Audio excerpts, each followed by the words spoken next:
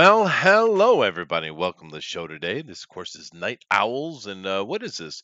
October 2nd for you guys, I guess. So we are into the Halloween month, which is great. I certainly enjoy Halloween. It's my favorite holiday, and I know a lot of artists really enjoy October because what is that? Ink October, or Inktober, I guess is what they call it. But which is cool that they've kind of taken a month to get into just doing a piece of art every day. I've always enjoyed that. It's been going on for quite a while, as long as I've been doing this show, I'd say. But nevertheless, welcome to the fall, I guess. So we've gotten into it. I'm going to go over here and hit our like and share. Hopefully, you guys will do the same. And we got some interesting things to talk about today. We'll give it a couple minutes and see if anybody's going to come in here and join me. I'm sure I'll get one. And that'll be that. But let me just do this share real quick. But how are you all doing? How was your weekend? Mine was very, very quiet, but at least today is kind of sunny, which is good. But I didn't do much this weekend. Was just trying to get some things done as usual, but kind of quiet, which isn't necessarily a bad thing. I know the wife was running around all weekend doing stuff, though. She was quite busy. But I just kind of chilled at home. Nevertheless, we do have, other than, of course, Halloween here, we have coming into our holiday season for Americans with Halloween, Thanksgiving, and Christmas in very short order. But it's kind of interesting. We Americans, we're not really that big into New Year's, which over here where I'm living now is like one of the main holidays. But Americans don't do much for it. We got Roger, Lady, Dave in here. Thank you guys very much. Halloween at the Renaissance Fair is my happy place. I bet, dude. Yeah, I used to Ren Fair stuff because I was in the SCA, which was a lot of fun. If you're younger though, it's not for older people really. But if you're younger, the SCA has, of course, sword fighting in it, where you use, you have wooden swords and metal armor, and you go out there and beat the hell out of each other. It's quite a lot of fun. If you enjoy rugby or football or something like that, you would have a lot of fun with it. I loved it. And of course, they have the Ren Fair stuff on top of that. And Halloween at a Ren Fair is awesome. That is true. But I do have a bunch of stuff to get into today. Like I said, I'll kind of let it sit for a little bit and see if anybody jumps in here and joins me. But does anybody in the chat have any specific Halloween plans this year? I'm going to have a Halloween costume party at my school, which I do every year. Well, actually, past couple of years I haven't been able to do it, so this will be our first year back. But the kids love it, and they always go out for their costumes and stuff. It's a lot of fun. I know when I was in the States, because I've done a lot for Halloween here, as far as Halloween production for the local kids. But when I was in the States myself, when I was younger, I used to go to Salem, Massachusetts every year for Halloween, and I go to the big ball they have there, which was a little bit expensive, but it's only once a year, so. And we'd always wear really cool costumes, and I always love Halloween. Dave says, "Well, New Year's is a week after Christmas. It's like having your birthday around Easter." Yeah, fair enough. I'm just not saying it's good or bad. I'm just saying we Americans don't do much with New Year's. There's a trunk and treat down at my church. Well, I don't know what that is, but it sounds fun. Yeah, I've always kind of enjoyed when the churches try to find some way to get involved with the Halloween. I mean, it's kind of literally not part of the religion. It's like another religion, but it's fun for them to try to get involved in that kind of stuff. We used to do a big hayride with people jumping out with chainsaws and stuff like that. It was fun. No plan at all. Just praying that I make it past this month. Oh, that's good. Okay. Yeah, no, I mean, things are certainly heating up and there's a lot of nonsense, but you got to kind of live your life and have your fun there, Roger. You got to enjoy yourself. But things are definitely heating up if you're speaking geopolitically. My goodness. But that's all right. We have fun where you can, enjoy the Halloween. Whatever parties you have or things you go to. I know my brother. He used to be part of, I guess it's in, where is it, Springfield, Massachusetts, or somewhere in Massachusetts. They have this giant haunted house every year, and he was involved in the production of that. And he does that every year, and that's really cool. I went to that one year, and I was able to meet Elvira. Was it Elvira? I think it was Elvira, and Hodder. Of course, the Jason guy. Yeah, it was pretty cool. It was really nice haunted house too. I built a bunch of my own here, but I'm nowhere near that level. But I imagine they have a few $1 million to throw at that thing. Let's see. Pull cans up and open trunk with candy. Oh, pull cars up and open trunk with candy. Wow, that is that fun? Dressed in costume. Yeah, that doesn't sound fun. Dave says trunk or treat is where they park minivans and SUVs in a parking lot and simulate trick or treating. It's lame. Um, yeah, why don't you just go to the houses? Well, why would you do that? I don't know. I used to go trick or treating all the time up till about, I don't know, 11, maybe 12, something around there. That's true. That's true. I don't know. I don't know that you're going to be involved in any of that, Roger, but Europe has certainly got some problems coming. Yeah, no, I get it. It's passing out candy. It's some safety measure, but have things gotten that bad that you can't actually just go trick or treating? I mean, really? Where you live in New York City, LA? I mean, I suppose if you're in the big city, you wouldn't do it, but countryside, it is unsafe. Wow. That sucks. Yeah, no, that certainly sucks. Um, of course, you hear of stories every now and then, but we're basically able to just enjoy Halloween because the U.S. is insanely car dependent. Fair, but I mean, if you live in anywhere near a neighborhood, just take your kids over there. People usually prepare. Oh no, no, Roger. I don't think it's going to. That's Europe is. There's a lot of troubles around the world, and you guys are certainly going to have to start paying more for certain things. It just so will I, but Europe is the one that's in the middle of it, not you. And to be fair, it is our government that's causing it, but petrodollar and all, you know how they are. But I guess we did have some news. I suppose I could talk a little bit about that, Roger. The Nord Stream lines, pipelines did get blown up. And of course, the only person who would do that would be America because, once again, the petrodollar. But it is what it is. I mean, because their sanctions didn't work against Russia, Roger. Matter of fact, they had the opposite effect. Russia's actually their ruble and their economy's up, not down. This created a problem because they figured they'd be able to crumble Russia very quickly. It didn't work that way. So it's got to the point where Germany and all the countries it's like 7 countries that are dependent on Germany, right? Serbia and stuff like that. That they were going to have to go make a deal with Russia. And the Americans just didn't want that because in the long run, if you're selling fuel between Europe and Russia, why bother doing it in dollars? It just doesn't make any sense. It's a hassle. It's more expensive. So they eventually would just dropped it, probably for the euro. And of course, anytime anyone tries to sell fuel on this planet not in dollars, America bombs them and brings them democracy.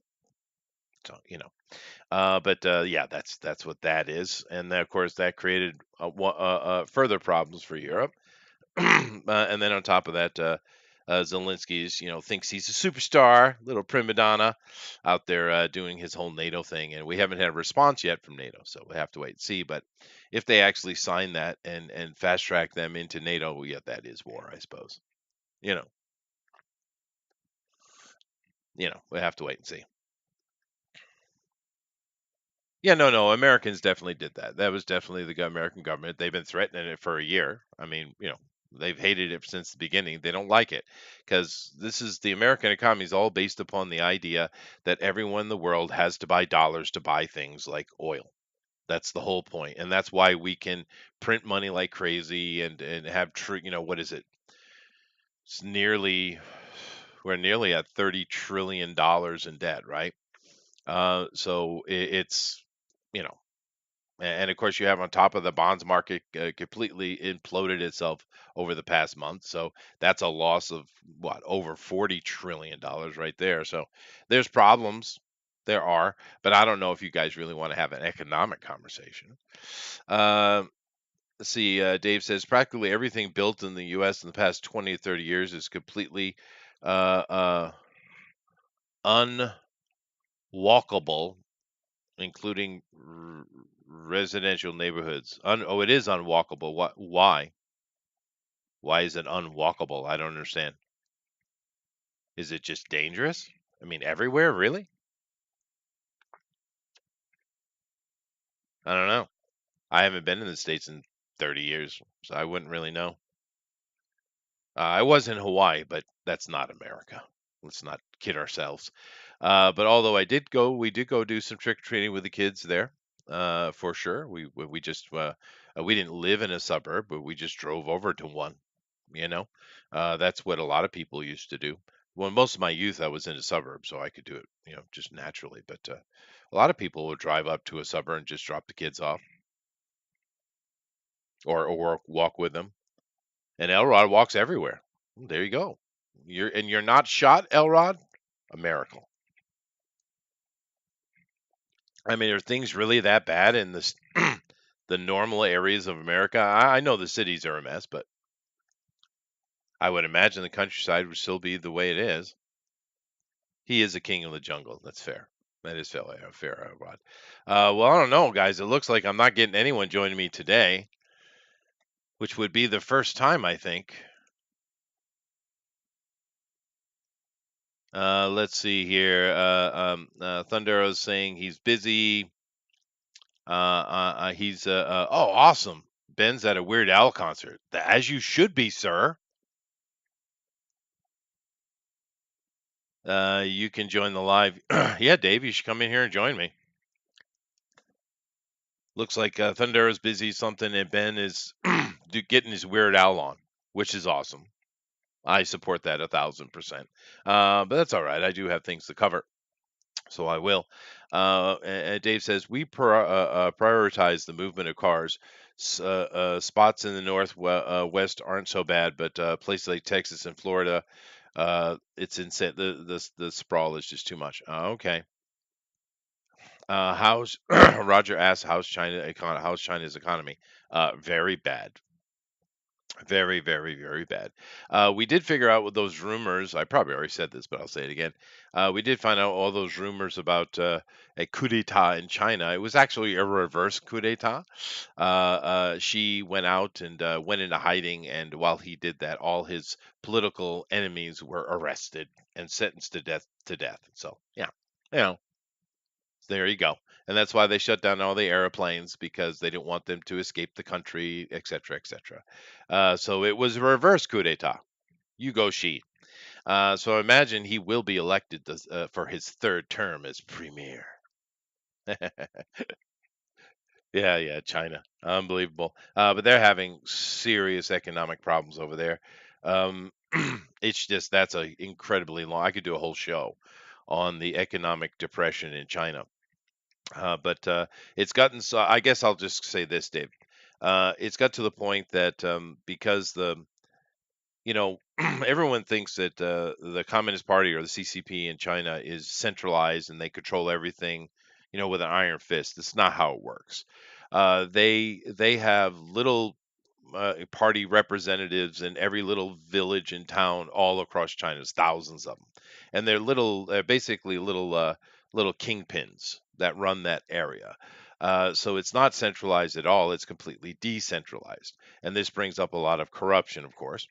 But one of the problems is right now the Chinese government or the CCP doesn't have any money at all. So they're not giving money out to these little teeny municipalities at all. So they have to go out and try to find money for them. They got to keep themselves paid, right? So they got to find money for themselves. So what they've done is this. It's kind of like the IRS thing that America's doing. Um, they've sent out this army of auditors into the world, and they will go into your little, vegetable stand or your little shop, and they'll say this is defective, even though it's not. You know, we've seen photos after photos after photos of people showing what had been fined, and it's normal. Then they'll fine you like $7,000, $8,000, trying to pay for their upkeep is what they're trying to do. Of course, what all they're doing, because they're stupid, is putting people out of business. Even though the zero COVID has locked everyone down anyway, and most businesses have crumbled. They're just going to put it's just they're eating themselves, and that's what you get with low IQ. That's what you get, and unfortunately, a lot of people end up in government, particularly socialist governments, tend to be not very smart. So yeah, that's how China's economy is doing. Sweet. I would love to see China break into five regions, become five separate states, because they kind of culturally are. But probably won't happen. But nevertheless, there are lots of things going on around the world. It's mega hot.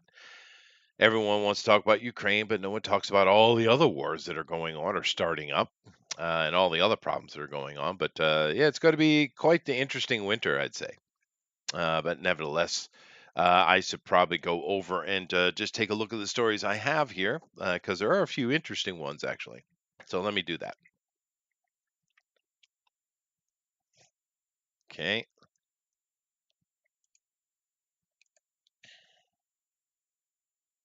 All right.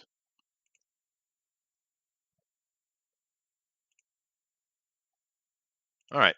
Now, the first couple of things I got here is I'm kind of doing a little bit of comic stuff because I'm having a little bit of trouble on my Tuesday, your Monday.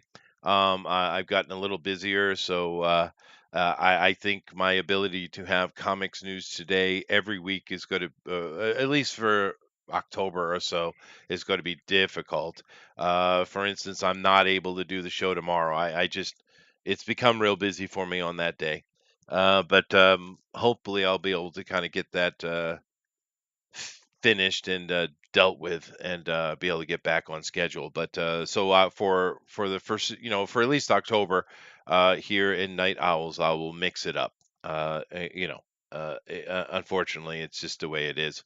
But nevertheless, Static Shock. Now we talked about this movie coming out and how it would be great to get a good Static Shock movie, because it's a fun character. I remember I didn't read the comic initially. I did read it later, but I saw that little. I think it was my kids watching that little cartoon show, and it was good.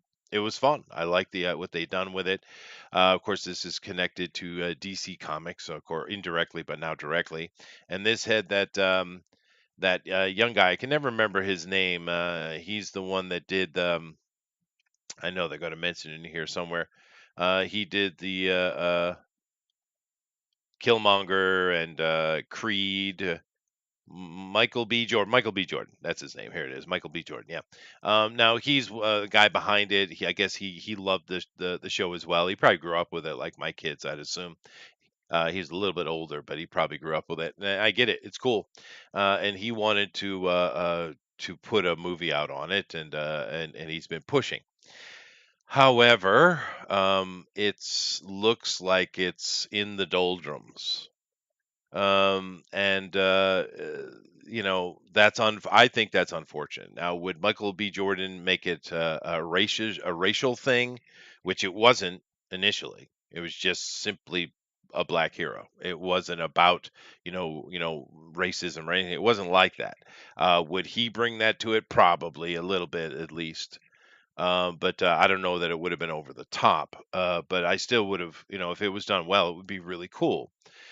He's way too old to play him unless we're doing some adult up version of it. But anyway, Dave says, "Can we do a countdown to Halloween and have a related story every episode for the month?" I kind of am going to be doing that anyway, and I do have one prepared for today, Dave. Thank you. we think alike. But basically, they're getting frustrated. Jordan and the people working with him are getting frustrated that people keep asking, "Where's the Static Shock? Where's the Static Shock? Where's the Static Shock?" And yeah, he's upset. So they put out a couple statements. And this right here is from one of the people working with him. Stop speculating about the Static movie. Don't worry about those articles and be patient. I will not elaborate on this further. Okay. All right, fine. Whew, goodness gracious. Lost our tempo there, didn't we, a little bit, Nicholas?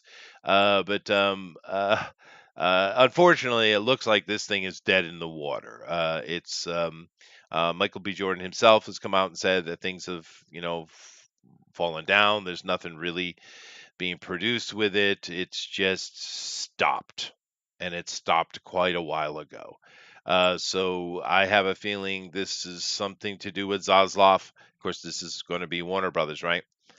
Being a DC product, and yeah, maybe what they were seeing, what Zaslav and his team were seeing, was not great, and they put it on hold. It hasn't been announced as canceled, but it's certainly not looking good at all.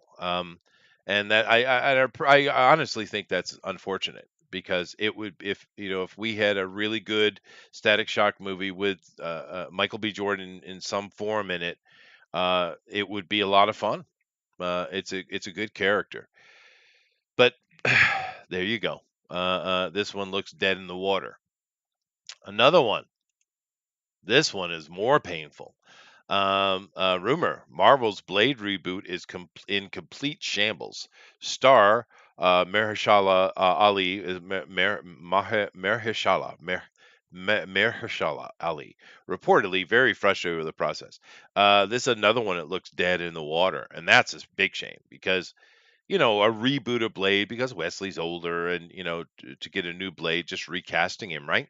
And this guy, this Ali guy, he's a pretty good actor, dude. I think this could have been a lot of fun, but they literally have 90 pages written and two action scenes, and that's it. The director has left and is no longer part of the project.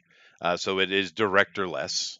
They said irreconcilable differences, but we know what that means. And looks like nothing at all is going on. It's just literally dead in the water. And once again, this could have been really cool, man. But they just can't get their stuff together. But now this being a Marvel product, right? We know that Disney is going through a lot of nonsense. They've had a lot of failure. Disney has been failing left and right. They're really getting smashed. So who knows? Maybe there's some rethinking going over there. It's hard to say. But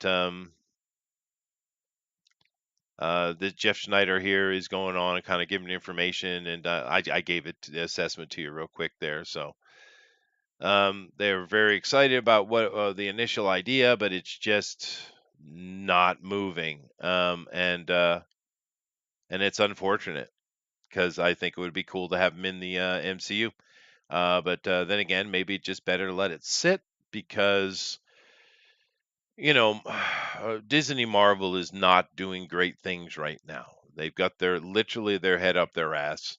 They're concentrated on politics over content, and this is a mistake. You can do political things, just make it good content first, right? But they're not doing that. They're such ideologues, and they're in complete defense mode as well because they're getting attacked from all sides. Particularly for Disney, it's a family thing, and you are literally pushing disgusting nonsense on children. It's just suicide, right? And of course, that trickles down, and Feige has complete power now. And ever since he's had complete power, it has been nothing but a shit show, right? And it will continue until either he's put in line or gotten rid of. And it's unfortunate because he's like George Lucas. If he has people managing him above, it goes pretty well. Same with Kevin Feige. But it's just an absolute mess. So whatever's happening here is happening.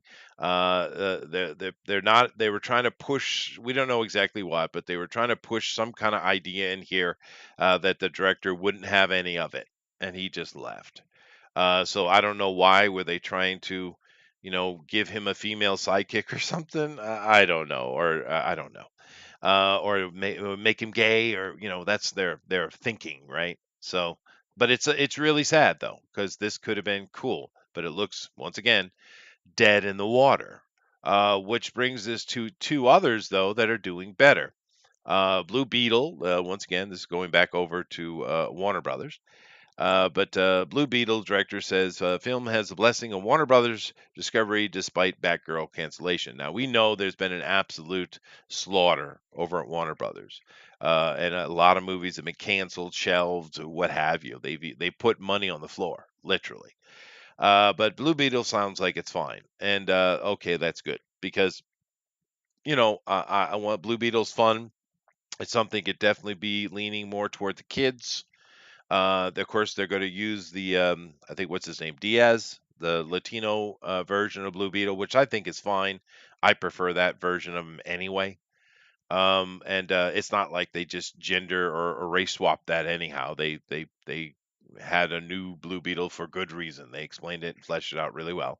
But I do like the Latino one best. My kids love that show. He had his own show, and then he was on the what was it, Young Justice? I think my kids were watching, but it's a good character. So it looks like this has survived the chopping block, which hopefully it's good. And we also have another one here. Let's see. Is that the proper use of shambles? I shouldn't be it shouldn't it be a shambles?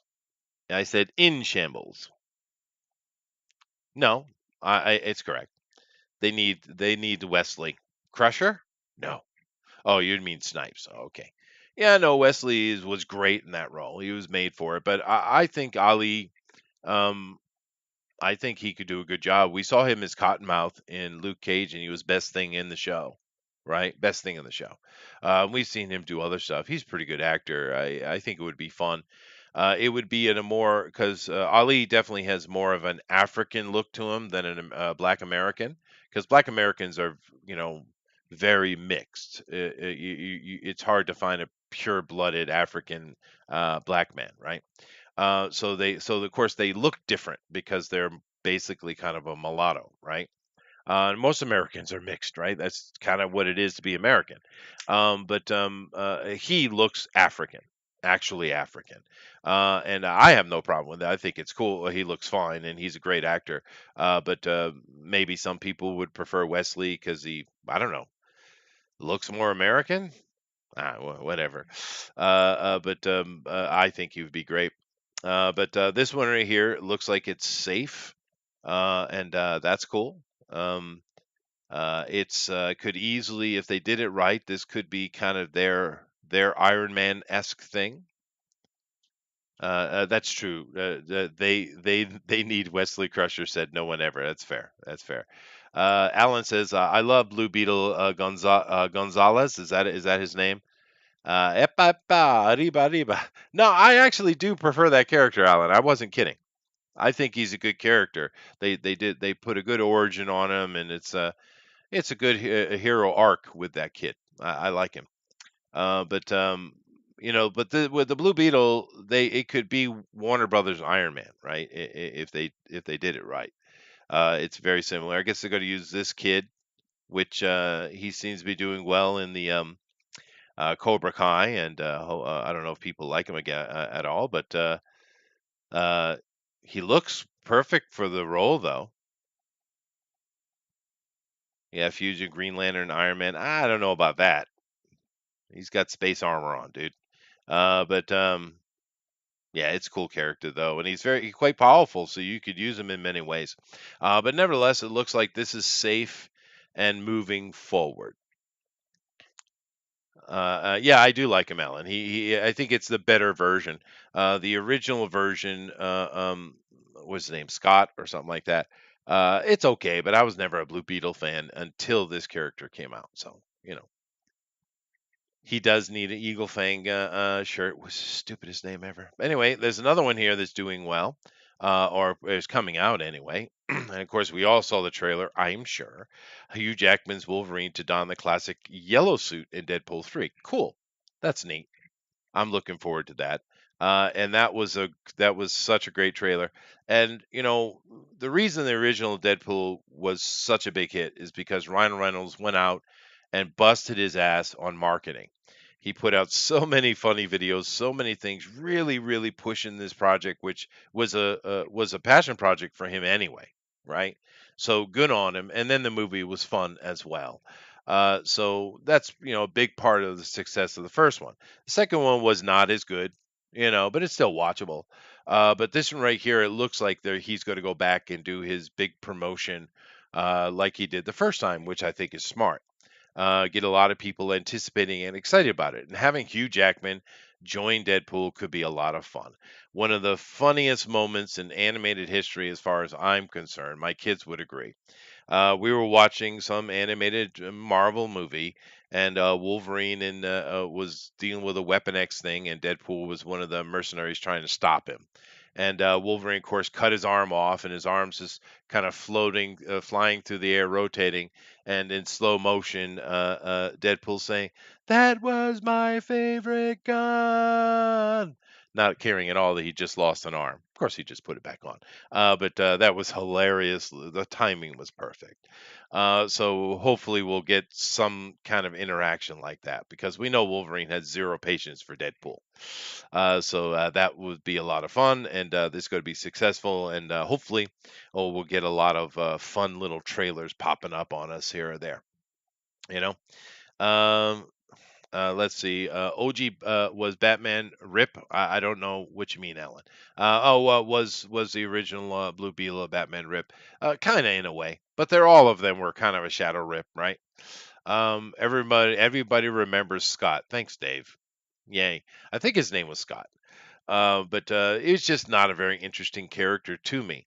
But when they brought in, because he was just an inventor, or did he find some ancient scarab? Maybe, maybe. But when they brought in the alien thing with Miguel, I think his name is, um, it just worked really well. The kid's story arc was fun. He's just a suburban kid, and they really developed the character really well, becoming, turning into a hero. It was really neat. His cousin Slowpoke Rodriguez was stoned. It kind of felt that way, or at least drunk. Maybe it was drunk, but let's see. OG Blue Beetle, which became Owlman and and Watchmen. Oh, fair enough. Fair enough. I know I've seen a couple of the comic books, but I never was very interested in the character. But there are tons and tons of characters that I'm not interested in. Others are. So I just preferred the that modernized one, which is a race swap, but they did it in the right way, and it was great. So anyway, are you guys excited about Deadpool 3 coming in 2024? Oof, quite a ways. I saw this report saying that this has been the worst money making year in Hollywood in the past 25 years. So going back like to that late midish 90s, which was an absolute disaster period, because that translation into the late 90s, where everything became super fun and super colorful and super yay yay, that was actually a lot of fun in that period. But the post grunge pre that 95 to 97 was pretty dark era. So I understand why they didn't make much money. But wow. Yeah, Roger said, yeah, that's correct. But I was a bit surprised. They made less money this year than they did last year or the year before. Huh. It's interesting. But I guess they statistically they have, and it makes sense. I mean, look at the summer blockbusters we got. What did we get? We got Thor: Love and Thunder. It didn't make money. People really didn't like it because it's just a joke. Taiki Waititi's making the jokes. It's not fun, and they wasted God Butcher as well. The Jurassic Park was the other big summer blockbuster, right? And that one was bad. I mean, really bad. People were like, "Wow, this is a bad movie." And then I don't know if Maverick was intended to be a summer blockbuster, but it certainly became one. But that's the only real big hit of the summer was Maverick, right? And that thing dominated the entire summer. Good on them. What do they say? It's the fifth big highest grossing movie of all time. It's like, wow, really? That little airplane movie did that? Well, I guess people were really, really hungry. Yeah. Oh yeah, Doctor Strange, but yeah, but that wasn't a summer blockbuster. That came out like in the spring, right? Late winter. I don't think that it. Are they just starting the summer blockbusters early? I don't know. But it wasn't a great year. They didn't make a lot of money, and it's because they're making dumb shit. It's either woke or it's too sterilized and it doesn't have any edge to it. And I'm going to talk about that here in a little bit. Actually, they've just, especially with Disney stuff, other aside the woke nonsense aside, they're just making everything very candy ass. It's so glossed over, and it has to follow all these very specific rules not to offend in any single way to any single little baby child. And it's hurt them, dude. It really has. Roger, you're talking about this year. The only decent movies this year was Maverick, Batman, and Spider-Man. Well, Spider-Man's the least of those for sure. I actually thought Bullet Train was fun. I don't know if it sits in a blockbuster area, but it was good fun actually. It was just a movie, to be sure. I did finally watch that this week, and I thought it was great. Uh, Yeah, no, that's true, Alan. Maverick was the most important blockbuster culturally, which is weird because it's just a little jet movie and it's fun. It's great fun, man, and it's good. It's how you make movies. That's how you do it. But I mean, is it literally the fifth greatest movie of all time? No, it's not. But it's just pure fun, dude, and it's how you're supposed to do that. It's a masterclass, really, is what it is. I saw Jurassic World 3. The sandwich I ate before I saw it was better than the and more memorable. Yeah, no, it's people really, I really hated it. And like I said before, I actually helped to translate that script into Japanese. So I kind of knew already. I just didn't talk about it because NDAs and stuff. Nothing has teeth. I'm sick of it. Yeah, no, and that's part of the problem that you can't offend anything anywhere ever. The Rock has feelings. Let's not offend the Rock. And I don't mean Dwayne Johnson. I mean literally the stone on the ground, right? But they, this is another layer of the problem. Don't offend me, right? I can't be offended. You can't offend in anything potentially. You need to make sure that you've done everything to not, on accident, even offend something. And this is just absolutely washed everything over, and it's no good. Let's see. Tess says Marvel has learned that their market is straight men under 49 rather than single feminist women. What a shock. Well, especially seeing as most women will get angry if you call them a feminist. They don't want anything to do with that, dude. But yeah, no, I mean, people just want fun stories, dude. They don't want to be entertained, not lectured to. It's pretty simple. You go out, you work all day, you have to deal with whatever you have to deal with in your day.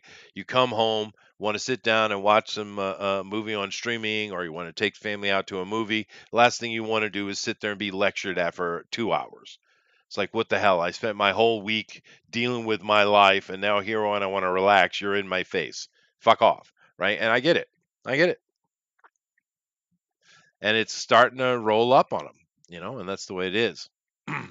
But like I said, we're getting a lot of mixed bag here. Um, and we got a couple movies that are being looks like they're dead, and a couple of movies that are moving forward. Do I have a Grimlock with me?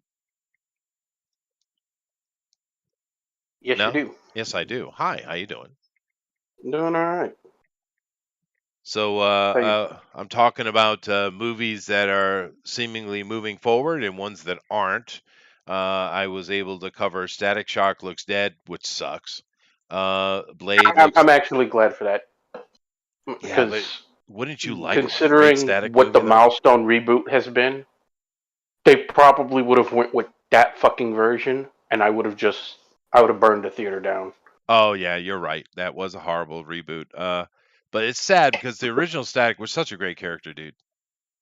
Yeah, like how? Like why can't you just give us Dwayne McDuffie's Static? Why is that so difficult? Yeah, I don't know. He was a black dude too. It's a black Yes. creator. Why can't we, support your black creators there, DC? What you doing? But anyway, but it looks dead in the water, and they are salty about it. Just so you know. Okay. The other one So what? here, Like I said, I would have loved to have Dwayne McDuffie's version, but yeah, knowing what how DC has been lately, they would have gave us Vita Ayala's version, and nobody wants that. that's probably why it's been shelved because Zaslav is taking heads, right? Yes. Now they haven't. I think Zaslav probably sees that there's potential in it, therefore it isn't 100% canceled. It's just in the don't talk about bin. So maybe in the long run we'll see something, but it'll probably be closer to the original. But it's got to be Zaslav because he is just cleaning house, and they're taking the pain. We're gonna lose a few $100 million here, but we're gonna take this pain and we're gonna get our house straight and we're gonna move forward. That's what he's doing, right? So cool. And they do have some success going on in HBO Max right now. House of the Dragon is doing pretty well. It's got some nonsense in it, but it seems to be pretty good storytelling, and it seems to have a following building up. So you know, this one right here is Yep. also sad because this thing's dead too, dude. I've heard a lot of bad stuff about this one, and I, I'm gonna be honest. I feel bad for Ali because I think he wanted this role, Yeah, I wanted him but to have that role. if some of the rumors I hear are true, this thing is gonna be DOA. Like one of the, I'm pretty sure in the article, one of the rumors is that the script is like only 90 pages long, Yeah, yeah, and 2 action scenes. and Yeah, yeah, and one of the rumors that I've heard, I don't know if it's addressed in the article or not, is I don't know, you covered this some years ago, probably. so Yeah. we're about to dip in the Wayback Machine, where there was a story about a daughter, Blade having a daughter, Hmm. and she was because they was doing their all new, all different crap, and they was going to have her take over as Blade. Yeah, sure, of course. And one of the rumors I've heard was that they was taking that story and making that the story in this movie. Yeah, that would So make sense to what I'm hearing here. Yeah, that so makes sense. if that's true, that after Marvel fans begging for 20 years to get Blade anything, you finally bring a Blade movie just to retire him? Yeah. Holy fuck. Oh yeah. And of course Ali himself is frustrated with what's going on with the script, but the director just walked off. The director Yeah, quit. So yeah. yeah, it's definitely dead. And And that's what yeah. the third Marvel movie now that we've had a director just bail. Yeah. Yeah, and it's actually a lot more than that because there's been a lot of stuff happening behind the scenes where people are just noping out because of the nonsense they're doing. And it's unfortunate. I mean, just Blade's cool. Just go with Blade, man. And that's their desperation to make everything female, right? And of course, Feige, he threatened us. He said he was going to do it, and he's done it, right? He said everything's female. He said so. Okay, And okay. okay, fair enough. You've been seeing diminishing returns ever since you started that shit. Keep on, keep on. Yeah, no. Yeah, that's true. I That's true. haven't been to the theaters for a Marvel movie in years. I am perfectly content to stay at home. Yeah, it's unfortunate though, because it was fun. It was fun. Yeah, I But yeah, I don't support him hey, either. hey, as old comic nerds, this was an MCU was a pipe dream for us because we Yes. never thought that a big that this would be at the forefront of Hollywood, No, we were nerds. and then all of a sudden here we are, and now I, mean, I knew Disney was gonna fuck it up the moment they bought it because I knew what Disney was about, but it's Yeah, well, we got a decade of it though, which is pretty good. I mean, all those movies are fairly watchable. Some of them are actually really good. So just be happy with what we got, I guess. But it is unfortunate what we're seeing going on. This right here could have been great, but it's once again dead in the water. But just to continue. We do have two with the Blue Beetle and of course the Deadpool 3 that are coming and seem quite safe. What do you think all right. about those? I'm gonna ask you. I'm gonna ask a question because I heard somebody theorize something, Uh-huh. and I'm wondering if this is the case. So I'm gonna ask you: do you think that the whole Deadpool 3, especially the Hugh Jackman part, was a reaction on Disney's part of how poor the reception to their D23 was? Yeah, maybe. I mean, it's possible. Hugh Jackman's certainly a draw, but you do need to take the Ryan Reynolds factor in. He is good friends with Hugh, and he's been Yeah, desperate to get him as Wolverine in his movie for years and years and years and years. So you do have both factors going in, but it's possible. And do keep in mind we had that Joe Rogan interview with Robert Downey Jr. not too long ago, right? I don't. It wasn't that long yeah. ago, and Joe Rogan put it flat, dude, and Robert just laughed. But dude, they because Joe was like, they've been sucking balls without you. Are you going to come back? And it's true. Yeah. It's true. They don't have that, and that's the chaos that Marvel's in. Aside from their woke politic that they're trying to push on one side, the other side they don't have a leading man or lady. They just don't have Well, it.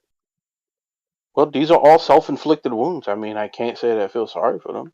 Yeah, no, I know, but I Mhm. mean, even if we took all the wokeness out, who could you possibly choose to be the new front man or woman? It doesn't matter. I mean, who could you choose? I can't think of any character they got right now. All the Well, retired people are gone. the problem is, and I don't know why Hollywood continues to do this. Is well, one, you don't have to kill off characters just to bring in new ones. You That's don't true. have to do that. Well, that was We my we've main problem I had with Endgame, right? yeah, Endgame, the whole instead of just being a celebration of the end of this decades long story arc, you decided that well we have to destroy the integrity and the reputation of all these characters so we can make way for new ones, and it's like yeah, it's not how you do that. yeah, That's what they did. Alan and says I think Reynolds knows how shitty the Marvel's movies are and planned this for years. Maybe because he and Jackman are clearly friends, dude. They've done so yeah. many interviews and stuff together. They're clearly at least Hollywood friends. So I think Reynolds is part of it too, but I don't disagree with Grimlock. There's probably some truth to both of it. I mean, I'm just looking at it, and it's like, well, if you look at me, I mean, look at if just looking at it, they have since you can probably say since after Infinity War because the backlash to the shoehorning of Captain Marvel. Yeah, I know it drew $1 billion, but let's be honest, that is probably besides Avatar, that is probably the worst success box office the worst movie that was successful at the box office you can imagine. Oh yeah, and remember Because there were shenanigans going on with that. Every movie yeah, theater in America had at least 20 tickets bought that were 20 to 50 tickets bought seats for each yeah, showing that didn't show. The yeah, entirety of America had that.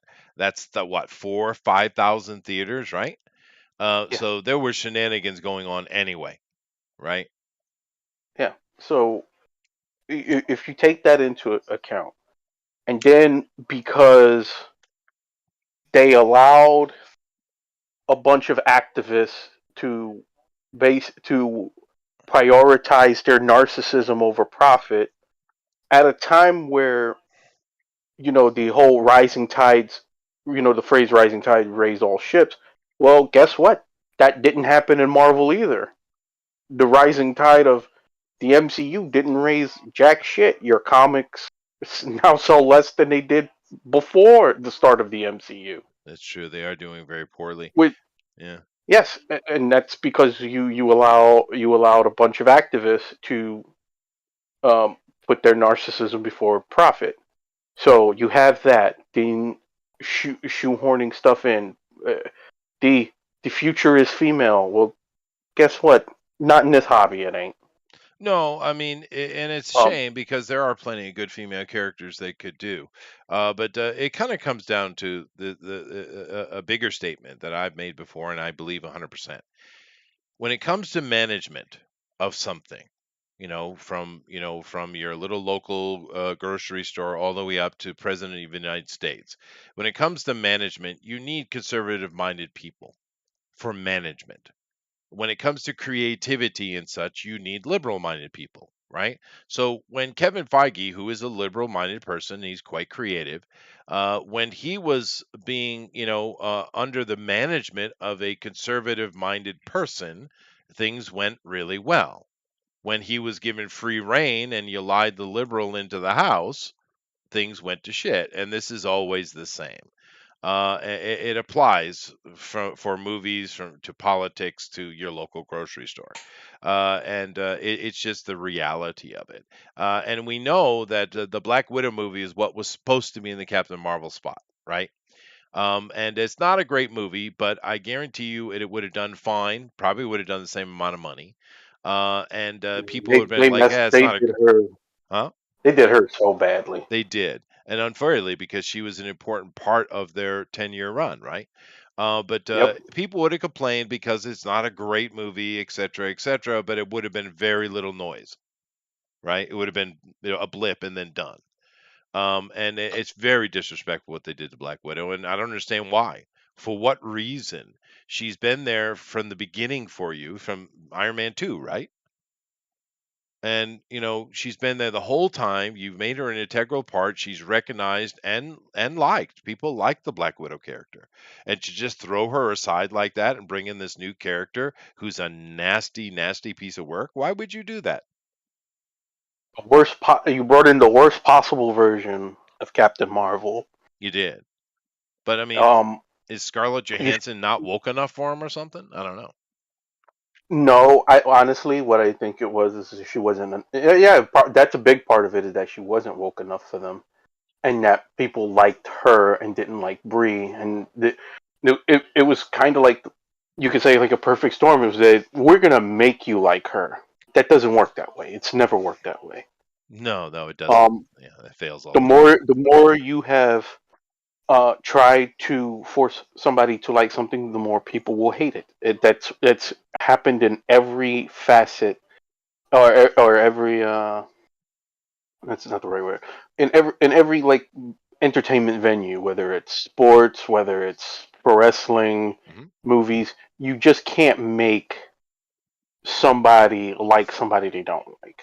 Yeah, it's true. It And you, doesn't work. yeah, you're right, Alan. They did do They Taskmaster really dirty, did. and they're continuing to do him dirty. They're continuing it, by the way.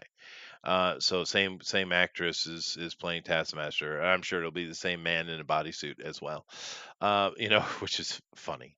But no, you're right. And it's all unfortunate. But once again, it's what because we want good Marvel movies is the reason why we complain. But in the end, you just don't waste your money on it. I don't. I haven't spent Yeah. my money on any of this stuff. It's like, all right, that's fine. You do. They could do whatever they want to do. So can I. You know, Yep. it's very simple.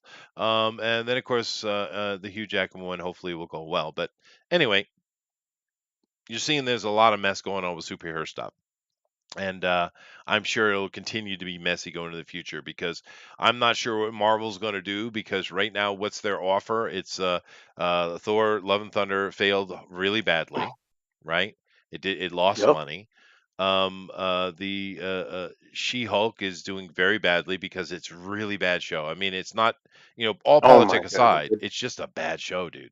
It's not it's what it really is, and a lot of people have said it, and I've watched some of the reviews where they show it scene by scene. It has been nothing more but a fucking, I don't even know how many episodes they got left, but so far it's been a 7 episode hoping session Yeah, for these bitter freaking writers. that's what it is. It's wine moms, is what it is. It's And the sad thing about it, though, Grimlock, is that okay, this is an Ally McBeal show with a just so happens to have superheroes in it. All right, fine, you can make that work. Ally McBeal was very popular, but the problem is the actual lawyer side of it is really poorly done. So you're not yes, even doing that right. What are you doing? It's really dumb. It's like, they have money, right? Hire a consultant. I mean, how do you they think? have a guy, they have a husband and a wife who used to write for Law and Order on their staff, and they're not using either one of them. Really? See, that's dumb. I mean, because that's what you do. You go hire people who are experts in such things to make sure the lingo and everything is correct, but they're not doing it because it doesn't fit the narrative. But I don't know what Marvel's And going to and, do. and Chester, they'll really irritate you because I remember you did the spotlight on the Great Lakes Avengers, Hmm. and they did your boy Immortal Man dirty as hell. Oh, did they? Oh yes. Why? He's a good guy. Not in this, not in this. He ain't. Yo, Jesus, dude. and he's gay. Of course he is. Of course he is. Of course he is. These people. Hmm. These people. Anyway, moving on from it. The next thing I have is maybe a bit of a twist. Would you like to read the headline? What a twist! The Adams Family star Chloe Grace Moretz says she was really affected by an unflattering Family Guy meme that used her body as a joke. Now, Honey, welcome to the internet. yeah, welcome to Hollywood. And I put this up here for maybe reasons different than you all are thinking. It is more to talk about, being in the limelight, right? Yeah, Because being in the limelight is not an easy thing to do. Paparazzi are absolute monsters, right? The internet is a vicious beast. It just is. yes, Twitter is an inhuman cesspool of evil toxicity. That's what it is. And most of SNS or social media is like that. It's just that's the reality. And it's, sadly, welcome, young Chloe. But she's been doing this for a while now. She's been in a whole bunch of movies. Unfortunately, not a lot of good ones. What was it? Kick Ass. She was cute and fun in it, and it was neat with the hit girl thing and her dad Nick Cage, and that's what kicked her career. It was like, oh, this cool character. What could we do with her? Well, they couldn't do much with her. And I understand that this Family Guy joke must have upset her, and it's coming out of this photo here, which I'll show you right here, where, it's an unflattering photo. I don't know what the hell she's wearing, but it does look bad. It's not a great photo. And I brought up some other pictures to show. The thing, and I try to find ones that are a full body where from the front, right? And because there's a lot of photos that aren't that.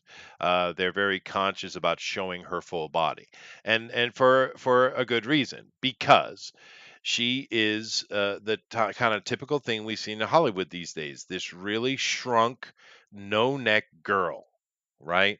They're very small. They're around 5 feet or less. They're very little people, and we know Hollywood prefers little people. But the modern actors these days are really tiny because the men are so tiny, right? They're using such tiny, tiny little scrawny men that they have to find even tinier, scrawnier women, and it results in this kind of scrunched up body, scrunched up neck type of thing. And so picking on her directly, is weird because Most of the Hollywood actresses today look just like her. They don't have bodies. They're not sexy. And her face is fine. I think she's a fine But looking girl.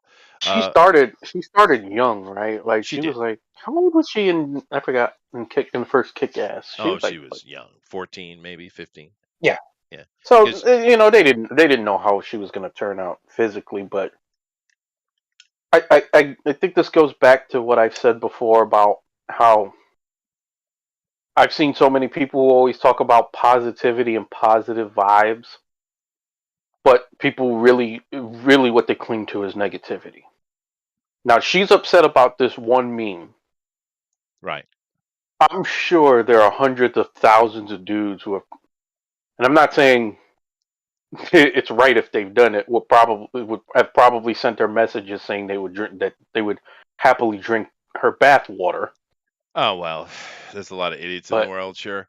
Um, I'm not saying I'm not endorsing guys do that, but I'm saying I'm pretty sure there's been plenty of those messages that she's received, and I'm thinking, honey, you're young, you're relatively wealthy, you have well, hopefully she is. you have an established fan base.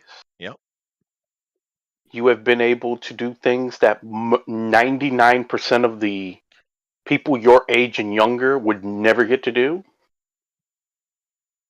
Yeah, no, Okay, I so it's agree. it's a meme. I'm not saying you can't be upset by it, but honey, you're Well, winning in so many other fucking ways. What are she you upset about? and to be honest, her interview where she kind of spoke out about this, she's quite introspective. She's not a whining. It's not a whiny bitching, Hollywood Yeah, starlet. It's not what she's doing, which is why I'm showing it because it really makes her self conscious. She's not being a silly little Hollywood starlet. She's not. She's being quite he's doing reasonable. the opposite of Brie Larson. Yeah. She's being reasonable about it. It's just she is self-conscious. Fair enough. Yeah. But I mean, and Dumb's the name. If you could check how old she was, I'd appreciate it because she is this typical Hollywood actress who is very, very teeny. So she might have been much older than we think she was at that time. But this is a trend though, because the reality is, like I said, her face is fine, and I think she's an okay actress. She's okay, right? But she just isn't sexy. I mean, it is what it is. It's okay. You look healthy, Yeah. so good on you. But you don't have a sexy body. She has no waist or hips. She hadn't had a baby yet. She has no tits. Once again, she had a baby that come out a little bit, but she's flat. And she's scrunched up. But that's what all Hollywood starlets are these days. Thank you very much, Dump's the name. So she Well, is she's 25 currently now. 25. So yeah, no, I think she was probably around 14 or 15. When did that movie come out? But whatever it was, even if she was younger, it doesn't matter. I'm just kind of pointing to the fact that this is what we see in Hollywood these days. So that meme could have been made about anybody, right? Because they're all kind of Yeah, like that. Um, and I would ask her about her fashion sense. Why are you wearing these weird socks with stilettos? What are you doing? What are you doing? I don't know. It's a very weird choice. But anyway, it might be worth reading the Maybe they're article. really comfortable. Maybe. But the article I think is actually an interesting read because, like I said, she's not bitching per se. She's just kind of saying how she feels, and it made her feel self-conscious. And it sounds like she's always worried. She knows, and she's always worried about it, and she's always self-conscious, and she always had trouble feeling comfortable, and now she feels very, very uncomfortable. And it's like, okay, okay, girl, I get you. But it brings us to the problem that we see these days is and it's been going on for a very, very long time. Yeah, Being in the limelight is a bitch. very much so. Yeah, because there's a lot of really not nice people in the world, dude. There just really are, and even the ones that would send her messages would drink her breath water, which is dumb. But people do that shit. I don't Yeah. understand the absolute thirst that's going on in the Western men these days. It's like, where the Oh hell no. is your dignity? Suck it up, boy. Well, that that's part of his goal. I'm just saying, it's men have become these young men are way too thirsty, dude. I mean, I understand you want to get some. I get it. I completely get it. I was young. I remember, right? I Mm, understand that little hammer that's going off in the back of our head our entire lives. I get it. But I mean, right? but when I was young, if you looked desperate, that was like the worst thing you could do, dude. The worst thing you could do was to look desperate, right? And so many of these guys these days are so desperate, and it's embarrassing, dude. And then of course it leans into that whole simping thing, and it's like, dude, that is not how you win. You do not win that way. You lose because women don't. Women, I told my son this, and I guess I need to tell an entire generation or two. Don't be too nice to the women. Don't do it. Don't be a dick, but don't be too nice, dude. Women don't like it. They don't appreciate it. Even if they don't know they don't like it, they don't like it. You know what I mean? Yeah. So, and that's part of the problem. But yeah, that is a bad picture, dude. It's really bad picture. But it's like, girl, why? What are you wearing, girl?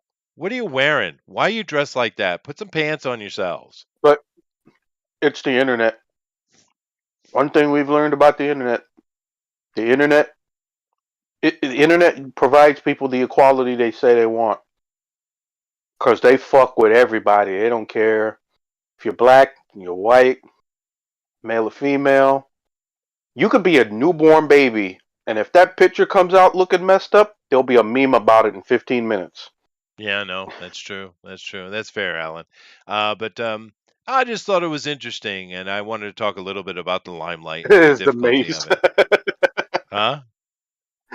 I was reading Howl's comics Yeah, that's true. comment. Yeah, the mace. But I feel for her. I do feel for her, especially because she's not really bitching in this article. She's not. She's just kind of expressing her feelings, and she feels very self-conscious, and I imagine you do. But it was dumb for you to dress like that anyway. I mean, you with your body shape, you need to have something that's coming down around your knees. You need to cover up a bit, like in all of these things. This one's probably works a little bit better, but it's longer than the other one. You don't want to do that. So I mean, this was a mistake on your part. Hey, we've all had bad fashion days. We all have. We all have. But being a celebrity, there's cameras everywhere for you, everywhere. Yeah, And it sucks. But I don't under what the hell. I don't know what the hell she's wearing, dude. It's basically a blouse, and she has no pants on. Why? I don't know. What are you doing? Right? This is dumb. Especially if you are self-conscious, you realize that you're not actually sexy because she's not. And that's okay because she wasn't presented as sexy. That's not what she's supposed to be, right? Don't try to bite at something you're not, man. You have to know your limitations. But whatever. I'll move on from it. But I feel for her. I get it, man. It sucks. Anyway, let's move on. This might be a little Photoshop, maybe.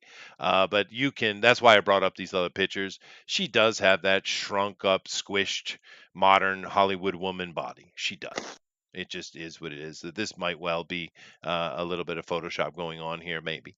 But I get it, and she's well aware that she doesn't have that sexy body. She know if you read the article, she knows, and she's always been self-conscious about it. She's not screaming and yelling in this article, which I thought was interesting, because the most modern actresses would just be calling everyone toxic Nazis, right? I mean, that's what they Yeah, would do, and that she's not that is doing the that. go-to. That is the good go-to. So good on her for that. But anyway, let's move on. We have director John Carpenter collaborating with Shout Factory TV for a marathon celebrating Godzilla and kaiju filmmaker Ishiro Honda. Mm. I Now, like it. yeah, no, I like it too, and it's glad to see Carpenter doing something because mainly he's just been doing music for a long time. He kind of gave up on movie making, and because he had so much trouble. But he's doing kind of supporting a collab of one of his favorite characters, and several, which I'll talk about here in the article. But I've always, we were talking about last week about how Westerners have taken Japanese words and kind of made them their own, you know? Hmm. And this was another one, kaiju, because it's not kaiju, it's dai kaiju, right? Which Hmm. means big monster, dai, big, or gigantic, kaiju monster, right? But it's always said as kaiju, kaiju, kaiju. And all that means is monster. It doesn't mean gigantic monster. You need dai in front of it. But I guess it doesn't matter. But it's interesting how Japanese guys kind of gets twisted into in the Western usages. But anyway, I'm going to go throw some water on the boil if you don't mind. Why don't you tell Go ahead. everyone what your favorite daikaiju are? Well, you can't go wrong with Godzilla and Kong if you're gonna throw those two out there. Mothra, of course. Hmm, there isn't too many. I don't think I've had a lot of dislike for a Carpenter Godzilla film done in the Japanese style, starring Kurt Russell. I like it. I like it. I just want for their next movie more kaiju's, less humans, because I don't know who it is out in Hollywood that thinks people want to see the human perspective in these kind of films.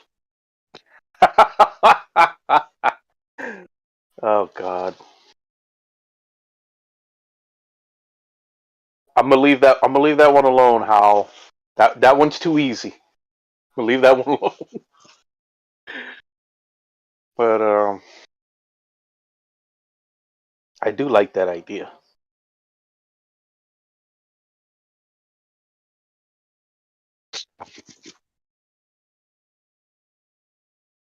Lizzo could Lizzo could stand to lose a good 50 pounds.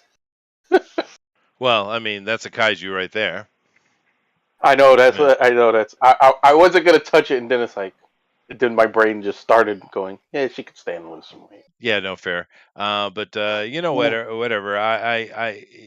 It's sexy and not a kaiju. Roger says. I have no problem with Lizzo doing her thing, but she is quite noisy, dude. And I wish you'd wear a little bit more clothing, a little bit. I Um, think I think a lot of that is her management and her agents. maybe. But Because yeah, I saw that Howl, and the weird thing is like they showed there was two videos. There's one of her, of course, at the concert where they shouldn't have had her in that damn outfit. And then there was another video of her. I forgot where she was, but she was just like in normal clothing, playing the flute, and she was good. Like yeah, she was I, probably I'm part of the like band when she was a kid.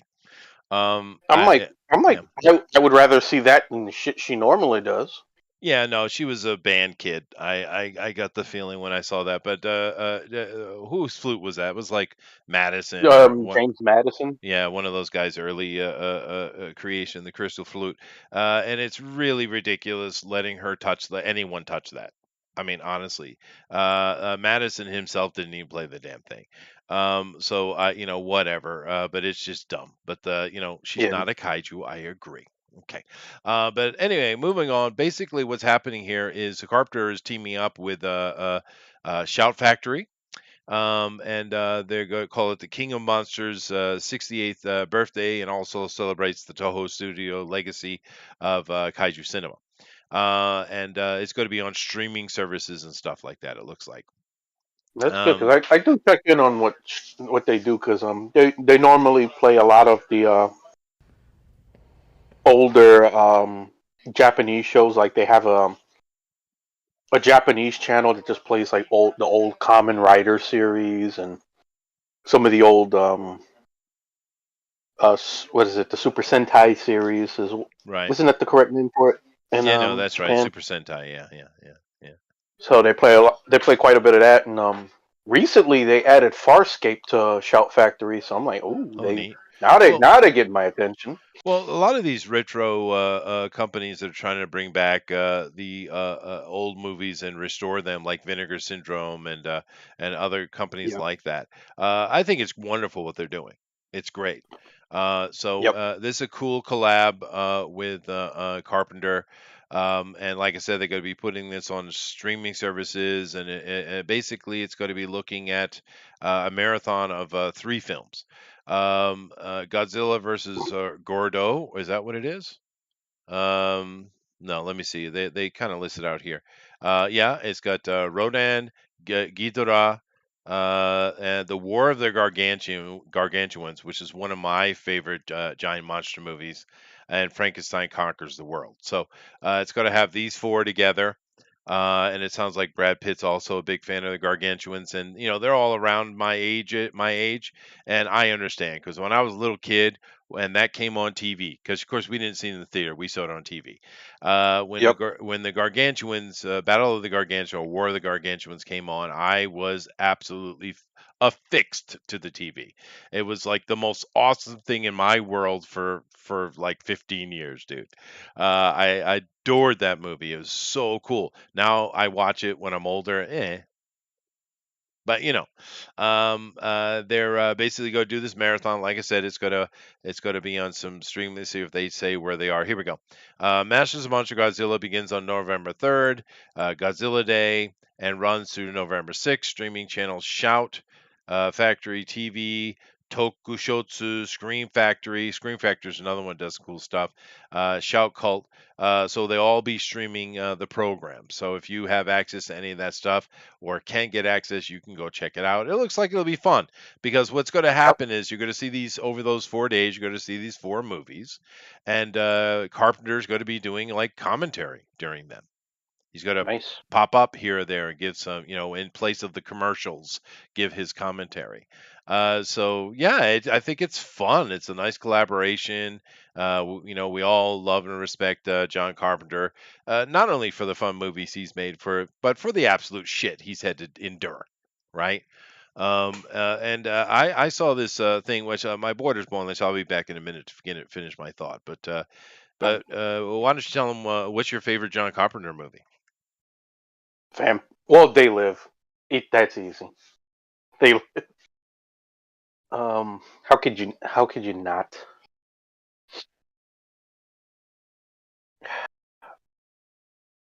That's one of those movies you could just I could sit down and watch 100 times over.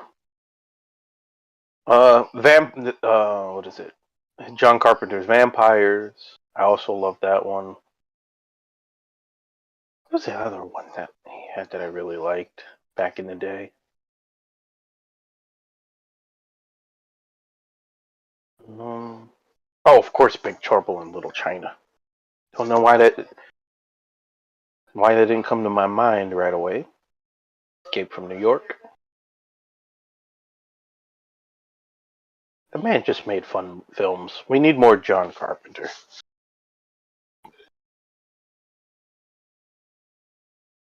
Christine, yep, that's another good one. Well, you know what, Grimlock? Um, The problem yes. is with losing weight, What? having to thumb the pants. Eh, Yeah. that's a good problem. Hey, that's a good problem to have. Yeah, but my entire wardrobe, dude. Unbelievable. But anyway, Good. but Hey, you'd rather it that way than going the other way. that's fair. It is fair. It is fair. But I mean, as you get older, you kind of lose weight anyway.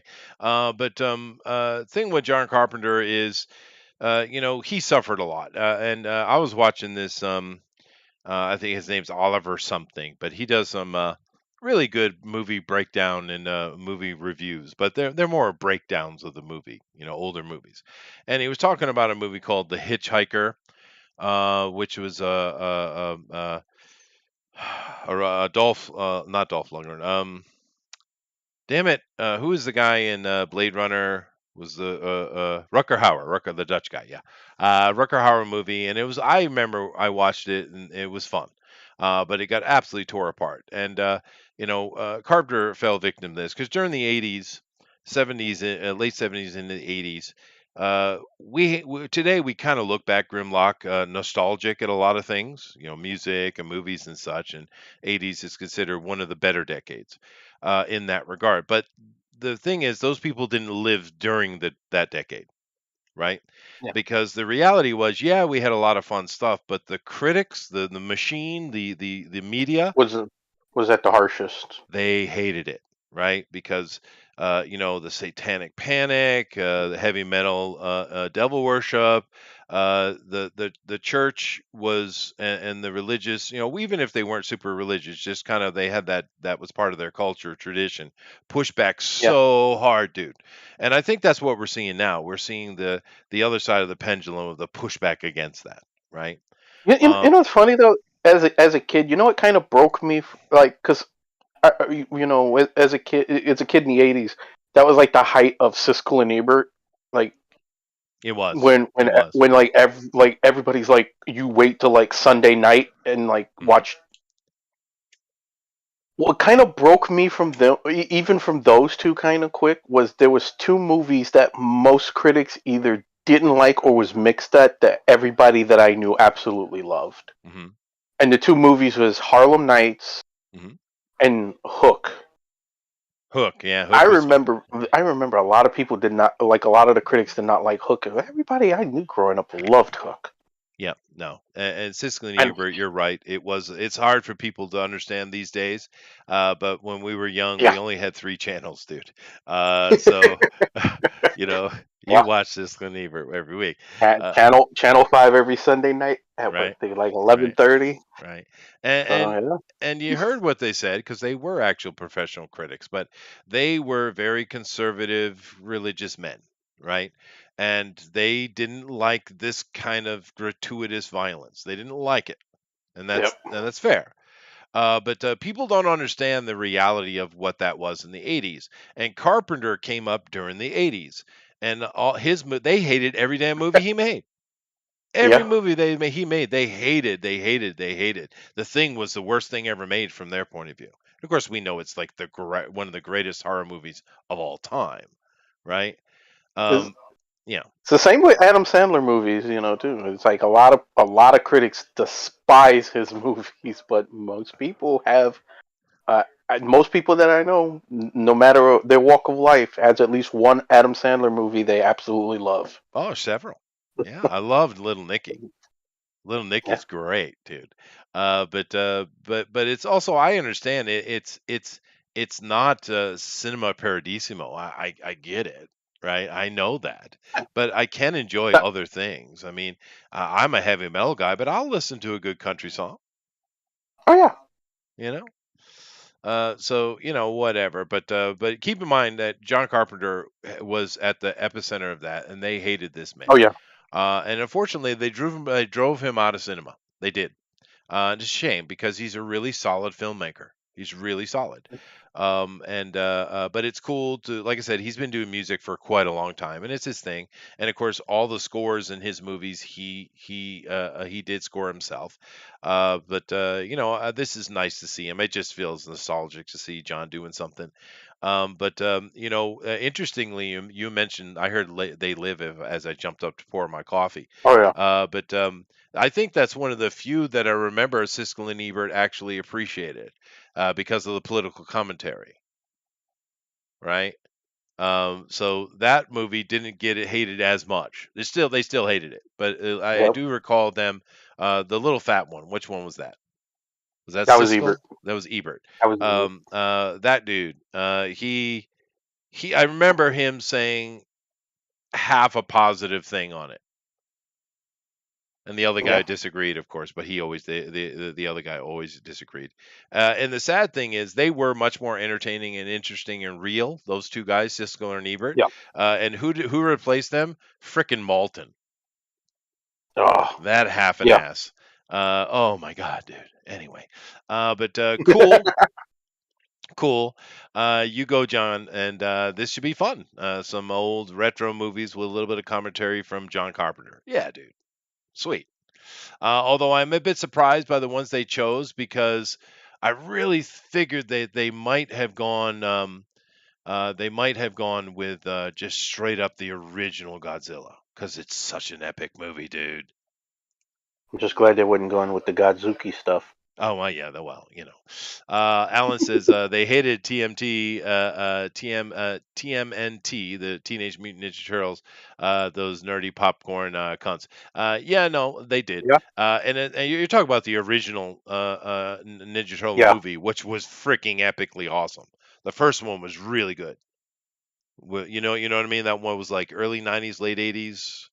Yes. It was Another great excellent. argument for practical effects. Oh yeah, oh yeah. That was a solid, fun popcorn film, dude. Yeah. Absolutely. But this is a nice little bit of fun. I thought I'd throw up. So there you go. Let's move on here. Now, go ahead and read this headline. Uh-oh. Oh Lord. The Last Unicorn. Why you should share it with your kids. It is a good movie. It's a dark ass movie. It is. It is. But we were talking earlier about movies not having any substance. And of course, that was the point of all that conversation because Yeah. here we have a movie that came out in the 80s. This is Rankin Bass movie. And they made a lot of great stuff. And this is a kids movie, but it's a serious one. It's not Yeah. afraid to talk to children plainly, right?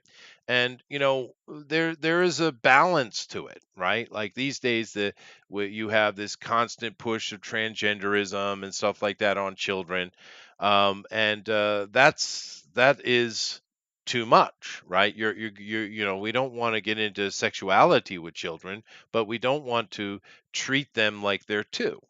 And Yeah. this is one of the things I see from a lot of foreigners who come over here to teach, because I've been teaching, for 20 years, right? And I had to learn just like everybody else. You learn things, right? But along the way, I've seen a lot of young teachers come in, and especially foreigners come in and teach English, and they almost to the last will come in with the attitude that they're like, okay, kids, today we're going to learn about the letter A. And they're talking to 8 year olds, right? Yeah. And it's like, dude, they're not two, right? And so many people these days, because of the absolute, whitewashing, and I'm using that in the proper way. Fuck off, YouTube. The whitewashing of stuff and candy assery of it, right? Making everything super soft. Don't Now talk that's a word we to need to use more. Candy assery. candy assery. But you know what I mean. It's like they're Yeah. not two, dude. They're 8. They're 10. You can talk to them quite directly. And this is something, and this is one of the reasons why there's no substance to anything coming out of Hollywood, particularly Disney these days, because they're doing that. They're talking to the world as if they're two. This movie does not do that. This is much more in the vein of the old Grimm fairy tales, and I mean the old Grimm fairy tales, not the modern retakes of them. And Yeah. Modern Hollywood has been really funny how it picks and chooses when it wants. Like you said, like they'll treat a kid like they're a complete moron unless they want to teach something about sexuality, and then all of a sudden an 8-year-old is more than old enough to understand that, but right, we can't explain I'm going way back again, but the episode of Sesame Street when Mr. Hooper died, mm, and they dedicated a whole episode and they put it in yeah, prime time yeah, so that people could watch, with their families. Like that used to be the norm, yes, it did. and it Yeah. and it really sucks that nowadays it's become like the exception. It's become the exception, except for like I said, when they want to put some activist message or some sexuality message in it. It's like, come Right. on. And even though it's like a meme today, you remember Different Strokes where they were talking about the Yeah. pedophile, right? Yep. And the way they handled it. Today it's a meme, and I get it, but they were willing to talk about those kind of things with kids in the right way. Yeah. This movie, The Last Unicorn, if you haven't seen it, what are you doing? Go watch this movie. It is absolutely spectacular. It might well be my favorite Rankin Bass. And Don Bluth, he did a lot of cool things too. That's right, Alan. But this movie is wonderful. And now this is a long article from Slade Hale. But I suggest you go read it. It's very interesting. I'm not going to do that, but I think you should read it. It's a very interesting breakdown of the movie and what it's doing. And I'll give you a summary here in a second. But it's a very long article that I think is worth reading. And The Last Unicorn is it's fantastical, it's beautiful, and it's a instant classic when it came out, and it still is. But here's what it's basically telling about: what it is to be human and the corruption that comes with that. That's it. That's the Yeah. story. Now there's a whole thing with unicorns and this dream, this fantastical bull and this king and prince and love and all that kind of stuff. But in the end, it's really talking about what it is to be human, because the unicorn here, um, before she gets into trouble and the wizard has to turn her into human, spoilers, to save her life, she's just a unicorn. She's this pure, untouched thing, is why they're so valuable throughout. If you go read, I'm not, the ultimately the modern day image of a unicorn is actually coming from a giraffe. And I don't know if I should tell that whole story how that happened, but maybe I should. The thing is, they're this ultra pure creature that has no concept of bad things, right? But when she becomes human, because the wizard transforms her, she goes through the arc and emotional degradation of being human. And they break it down really well, and the way it ends, of course, is quite beautiful. It's America, right? We're not fatalistic, but that's what that story is. And it's beautiful in its own right, and it's meant, and it's very dark, just like Secret Nim being mentioned up here by Captain Canada. But yet these are childhood memories that I'll always have, right? And I love these memories of these movies, right? It's just, I put it up here to kind of show that we didn't always have to candy ass everything, and it works just fine. Look how I turned out. No, okay, thanks, Grimlock. You Have you? turned out all right. I did. I did. But yeah, no, I just think this is an incredibly apt juxtaposition of what we're seeing today to what we used to do. Like I said, it's a really good article. I suggest you go read it. You're right. There's a great poor Dudley. Yeah, there is a great cast in it. It's just beautifully done. Good Uh, soundtrack done by America. Yeah, yeah. And of course, compared to what we're getting today with this whole nonsense of the drag queen story time. And I don't understand why anyone is allowing this to exist. It doesn't make sense. And the interesting thing we've had is quite a few actual queens coming out pushing against it with us, right? Part of it's fear, the fear of being labeled a bad person, a bad thing. Well, yeah, but they're Oh, they're going to be obliterated. They're pushing too hard, they're going too far, they're going to get wiped out. In one way or the other. It's just you're screwing up. But if you go listen to some of the drag queens that are against it, they're saying, "Look, this is adult entertainment," because it is, and it yeah. has nothing to do with children. But this is the kind of nonsense they're pushing, and this is a very stark, non-soft way to talk to children, but it's also much more wholesome, because this what they're saying is you have to work hard to be a good person. It's not automatic. It's not given. It takes work to be good, because humans are not nice by nature. And that's what this story is telling you. And it's very, very true. T is for tucking, Elmo. Oh my God. Don't tell me that. Don't tell me that's true. Uh, Oh, goodness gracious. No. You can see some of the art here with the fake unicorn that the witch puts on it, and the harpy. I don't know if they'll show the harpy. She got transformed here. The bull. It's such a gorgeous movie. It's so well done. It Um, really is. it really And works. again, that used to be a standard too. Like s- those children's movies, even back then, like even a movie like The Brave Little Toaster had some dark moments in it, Oh my God, yeah, and yeah, it was, true. but they was also well animated, well casted.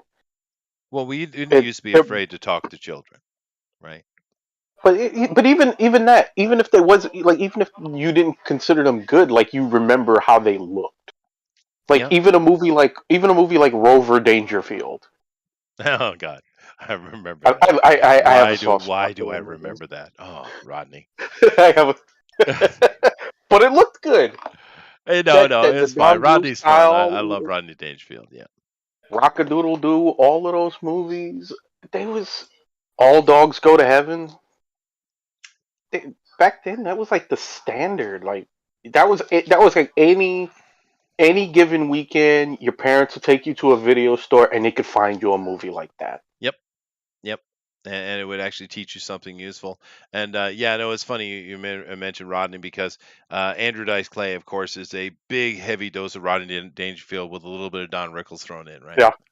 And boy, did he hit it. For a few years, he was just the king, right?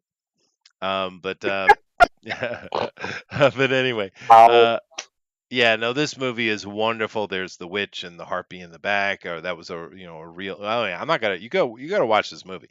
You see, this article is really long, but it's well written. This is a good article, and it's a wonderful movie. And Secret of Nim mentioned by Captain Canada as well is another thing. If you hadn't seen, go watch that. The little bit of love that grew with her and Prince Lear, of course, and the evil father, King Haggard, and oh well, it's just really really good, dude. But it is a perfect example, and good on Slade here for noticing it and writing about it. It's a perfect example of how we used to speak to children in a proper way, and now we've completely lost our way, or at least they have. But yeah, it's unbelievable. And don't you feel bad for Schmedrick? Schmedrick's got it. He's magical. He's got it going on. But anyway. I just wanted to mention that a little bit and suggest you read the article. It's pretty good. And watch the movie, more importantly. It's been a while, actually. I should watch this movie again. It's been decades since I've seen it. I did watch The Secret of Nim somewhat recently, showed it to my kids. But I need to watch this one again, too. And this part with this lady here is beautiful. This lady's, the story that she's telling is really good, too. Yeah. So good on you, Slade. But anyway, let's move on here to our next thing. Oh God, it's so sad, dude. It's so sad. Go ahead. Is Werewolf by Night is Marvel's latest more woke nonsense? I would surely hope not. Oh, it is though, dude. It is. Fantastic Fest 2022 is out, and there's a lot of articles coming out about it. There's a bunch of stuff I could have talked about that I didn't because it's depressing. But I couldn't skip this because we all saw the Werewolf by Night trailer together and individually, I'm sure. I watched him a couple of weeks ago. Yeah, no, it is awesome, Eric. But we all watched it and we're like, oh, cool, we're gonna get Werewolf by Night. There's Man Thing in there, neat. It would be a nice little one-off for Halloween, right? Well, Yeah. no, that's not what you're getting. Fest has all the information. They know exactly what's going on. This article by Ali Hanley lays it out completely. It's a pretty lengthy article, which I think some of their articles get a little longer, but I appreciate it actually. But they break this movie down 100%. You can go look at all the details if you want. It's a fair article, but I will summarize it for you, of course. But here's the deal. Like I said, this is not a rumor, and I don't even know why they put a question mark there because we know exactly what's going on in the movie. Do you want to hear it? Spoilers, by the way. You want to hear? Go ahead. Of course I Lay it will. on. This movie has nothing to do with Werewolf by Night or Man Thing. This movie is about her, Elsa Bloodstone. Now, Elsa Bloodstone is a real character. Here's a picture, right? She No, I came didn't out. make it look so bad. Yeah, I think the actors they picked is whatever. She's fine. Of course, you can't have redhead. Fuck them redheads, right? But anyway, she came out about 20 years ago. Was around for like 2 seconds, and then every now and then she pops up. They keep wanting to kind of put her in, but no one gives a shit about her. It's one of those characters, right? Yeah, 'cause they don't But do anything with their supernatural roster, which she would fit right, in perfectly. which is she's a monster hunter, right? That's her Yeah. thing. She's a bloodstone. She hunts monsters. And so but she's kind of a throwaway character that they've never really done a lot with, right? Right. Yeah. But she is real. I just wanted to show you that she is real. She's about 20 years old. But this what you're seeing happening in this trailer and in the movie is all those people we saw gathered at that table talking. Right. Let's see if they have a cutscene right here. But we saw in the trailer there was a bunch of people talking. What they are is Ulysses Bloodstone. This guy right here is dead. He's dead, right? And he has the Bloodstone, which gives him power and be able to fight monsters, right? And they need to find the next bearer of the Bloodstone. So all these people in the room are all monster hunters. Werewolf by Night is there because, and he's basically hidden amongst them because he's here to save his friend Man Thing, who they have captured and are going to use as a test for them to hunt and see who can kill Man Thing and therefore become the new bearer of the Bloodstone. That's what's going on in this movie. So Werewolf by Night ends up teaming up with Elsa. But the movie's about Elsa, and she, of course, ends up becoming the new bearer of the Bloodstone. Of course, she Uh, does, right? well, I mean, That's the movie. in concept, that's not a bad concept. No, Like, I would appreciate it more if they just called it Werewolf by Night: The Trial of Elsa Bloodstone. or just It made more Bloodstone. sense. No, or that, yeah. Yeah, because no one knows who Werewolf by Night is outside of us, right? The mundanes have no clue what Werewolf by Night Oh is, no, dude. None, right? So all they had to do was just call this Bloodstone. But no, yeah, you could have. because they know that we comic book nerds, who they want our money too, right? We would get excited about a Werewolf by Night. It's like, yeah, cool, and we wouldn't get excited about Elsa Bloodstone because, yeah, what? She's literally in what, 5 comic books, something like that. I mean, it's really low Yeah, number, right? But it's just another bait and switch is the problem, dude. The idea of doing a which doesn't story of work. Elsa is not a problem, right? That's not the problem. No, It's just the bait and switch shit. again, I wouldn't mind it because, well, me and you have bitched poetically about the lack of attention paid to that side of Marvel's Oh yeah, universe, yeah, yeah. and Elsa, like we said, fits in just fine with that. She And if does.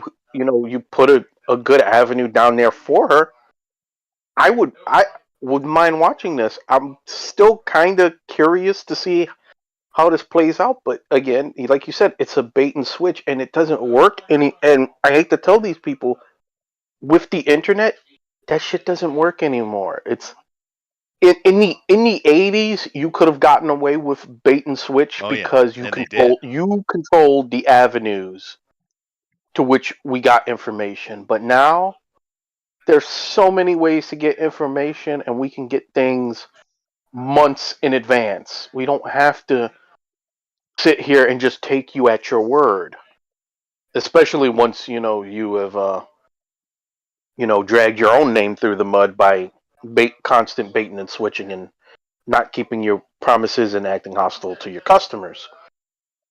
So Yeah, no, sure. And of course they do have one of every color here from all across the world, but I don't really have a problem with that per se. The no, right our that's Oracle writer does, but that's fine. But everyone at the table is a monster hunter here to I'll say earn the bloodstone.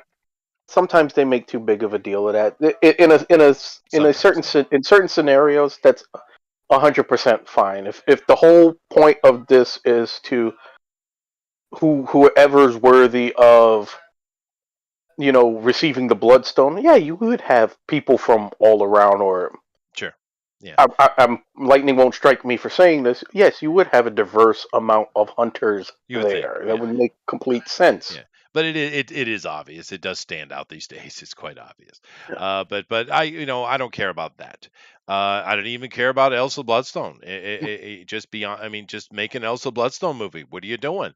No one knows Yeah. either one of those characters. You could easily just call this Bloodstone. Why did you make it Werewolf by Night? Oh, that's right, because you wanted to get the comic nerds excited, and you did for a half a minute, Yeah. right? But now it's like, now that you've pulled the rug out from under us, we're like, oh, fuck you, right? Whereas if you just said, hey, we got this great Elsa Bloodstone movie coming, here's a trailer, we'd be like, ooh, okay, let's check it out, right? Exactly. That you've shot yourself in the foot because of your dumbassery, right? Now, In Werewolf in by fact, Night in is fact, in it. it could have worked. It could have worked even better going the other way, because if you'd have just said it was also Bloodstone, and we saw Werewolf by Night and Man Thing in the trailer, be like, oh wait a minute. Right. And the fact that But she is teaming up with him, fair enough. He is in the movie, and they're hunting yeah, Man Thing, which that's not going to work out very well for you at all. no. Uh, I, yeah, but I me, mean, I think me, it's a me shame. thinks you've bitten off more than you could chew. Yeah, a little, With yeah, a little bit, yeah. But that doesn't mean it won't be fun. It won't be interesting. It's just another example of Hollywood or Disney bullshit. It's like, just say what it is. It is an Elsa Bloodstone movie. Just say that, and it's a much cooler title than Werewolf by Night anyway. Yeah, because I mean, Bloodstone, to be honest, freaking awesome name for a horror movie, dude. Yeah. if you was going to do that, Werewolf by Night only works as a series, not as a one-off. Because hell, there's a bunch of fucking werewolves. Be more specific. I mean, in Marvel's universe alone, you have multiple Oh yeah. Yeah. werewolves. So I mean, We've already seen one, Wolfsbane, right, in the New yes, Mutants. But Russell here, of and course. John Jameson, Manwolf. Oh, right. That's true. Right here is Russell, or Werewolf by Night, and there was a better picture of him up earlier here. This is the guy playing Russell. So yeah, I like the poster. I give him that. Yeah, no, I think the poster's good, but I would just Bloodstone would have been much cooler. And it also sounds like they really truncated the violence because they want it for a kiddie audience. And it's like, oh, dude, just bite that Well, bullet, that doesn't man. make any sense. That doesn't make any sense with this, especially with this particular Yeah, but that's what they material. did. The article is very clear. See, the problem is this here. Hi, by the way, Thunder. This Hello. Fantastic Fest, I think is what it's called. They completely know what this movie is now. Maybe they had panels or whatever. But we know scene by scene what this movie is now, right? 100%, Mhm. right? And it's been dumbed down for a younger audience, and it's a Bloodstone movie. It's Elsa Bloodstone. It's not Russell's Werewolf by Night. It's not. It's just not. Yeah. And if they just be honest, because like I said, Bloodstone's a better title anyway. Yeah. No, it definitely is. I wonder if part of me wonders if the reason they didn't do it is because of like the Bloodshot movie and the all these other things that have been out recently. But I No, don't think no, Marvel really they cares about wanted that. to they wanted to bait us, dude. I don't understand who is telling these companies. Well, it's Disney, so they don't really care. But other companies that do very similar things, who keeps telling them this works? It has never worked because as soon as people find out what you've done, they're like, "All right," and they I'm just out. check out. Yep, see ya. It just simply doesn't work. The bait and switch doesn't work, Yeah. and it's because you've used it too much. Yep. It's kind of like in pro wrestling when a guy turns face and heel like every other month, like Yeah. Big Show did for about 5 years. Or It's just nobody cares anymore. Hulk Hogan. Yeah, nobody cares anymore. Right there at the end of the '90s, where Hogan, he couldn't decide what they wanted Hogan to be. Yeah. You just stop caring. The bait and switch only works when the bait works, and the bait only really works as if I don't know it's bait. right? If we don't know that it's coming or we haven't seen this exact same ruse multiple times, then yeah, then it is potential to work and can be good because it's not something that's saturated. But they've done this so many times now. Yeah. It's just it makes you roll your eyes more than anything, right? You It's like, notice ah, they switched out the redhead again. yeah, of course, At least she's not of a black course. lesbian this time, though. Give them time. Maybe she'll turn into one. Maybe. Yeah. I don't know, Eric, because I read through this article and they were quite clear that they've dumbed it down for a younger audience. I'm gonna be Uh, honest. That would be really fucking funny if that was like the twist of the show. If that by the light of a full moon she turns into a black lesbian. yeah, that'd be awesome. Yeah. Let's see here. They're going through the complete plot is being run through 100% here. You Dialogue know and what? Now I everything. want that. Where Dyke by Night. Yeah. Ooh, where Dyke by Night, dude. There's money. Let's see here. Depicted as most Eldrick. Yeah, right. I read through here and I saw them talk about the gore. Um, However, this is probably what it needs to be considering it's for kids, right? Aside from that, there's not a lot of substance here, as despite the stylized photography, WAN is quite simple in terms of plot. They talk about the plot here, and it is very simple plot, but that's okay. You don't need a complicated plot. Enough that kids will get scared, and fun enough that parents who have to sit through it with their kids will be mildly entertained. So this is definitely a WBN project. I mean, like that kind of thing. It's a kids thing, right? Um, yeah, I don't know. Because they don't talk about blood specifically, but I did recall all the kid stuff. But nevertheless, I just think it's a shame because if you just came out, called it Bloodstone, and okay, fine, we'll go check it out or we won't. But just bait and switch again, dude. Bait and switch. It is not a Werewolf by Night movie in no way, shape, or form. It is an Elsa Bloodstone movie. Like I think we said this on here before. They could really do cool stuff with the supernatural side of Marvel, right? Yeah, It doesn't have to yeah. interact with the Avengers. It doesn't have to interact with a Fantastic Four or anything. Hmm. I mean, it can, but doesn't have to. And you can just do fun things. You can do one-off things. It doesn't have to be a big, long thing that you turn into this large series. You just make it like a Tales from the Crypt, Yep. but for Marvel. Anthology. And yeah, but I don't know. They seem completely uninterested in making money anymore. Because, in all honesty, this year Marvel has, whoo boy, have they been struggling.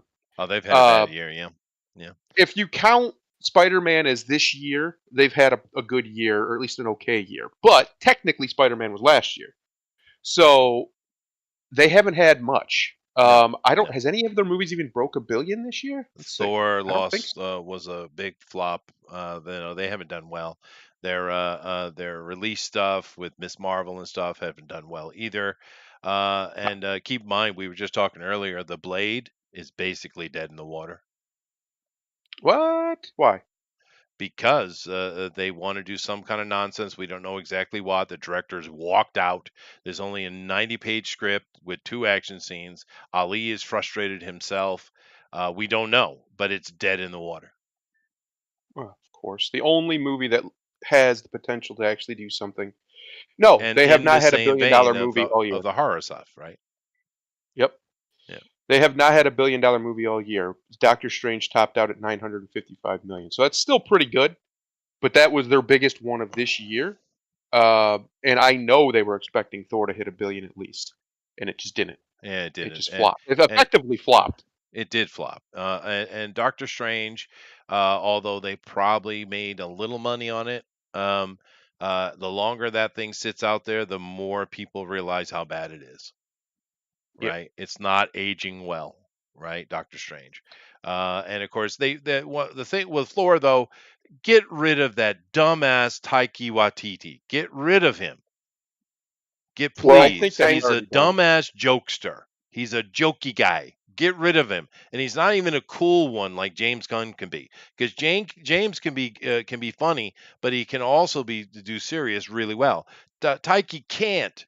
He's just a goofball, dude. Get rid of the fucker. Yeah. Well, thanks to the idiots who was allowed to do She-Hulk, uh, Doctor Strange is going to look even worse because of the way they butchered fucking Wong in that series. Oh, dude, they had him in a fucking dress, dude.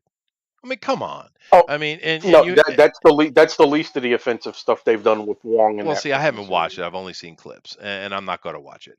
But first of all, why is he Sorcerer Supreme? Because a white man can't have a white man be in a position of power, you fuckers.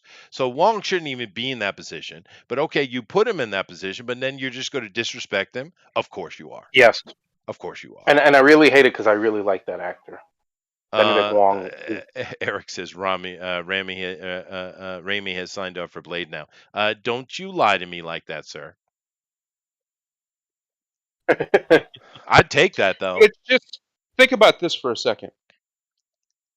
I think so far the biggest movie this year is Top Gun Maverick. Oh yeah, no, Um, definitely. Biggest movie in the last 5 years is Top Gun Maverick. yeah, it's a big deal. Thor is on its fourth film, fourth iteration. Yeah. It had a plethora of stars in it, not even just including Chris Hemsworth, but others. It should have been a billion and a half, probably, or at least 1.2 billion. That's what it should have pulled in. I bet you that's what they were banking, and it didn't even crack a billion. Doctor Strange probably a little bit overperformed for what they were expecting, but it still didn't crack a billion. And nowadays, with these big budget blockbusters where they're spending in production 250, 300 million, and then they got a marketing budget of at least that on top of it, they need to hit that billion to keep the numbers where they need it to They be. do. That's kind They of do. like become the standard Yeah. for the big budget Marvel movies. Yeah. And So, Doctor Strange was another bait and switch.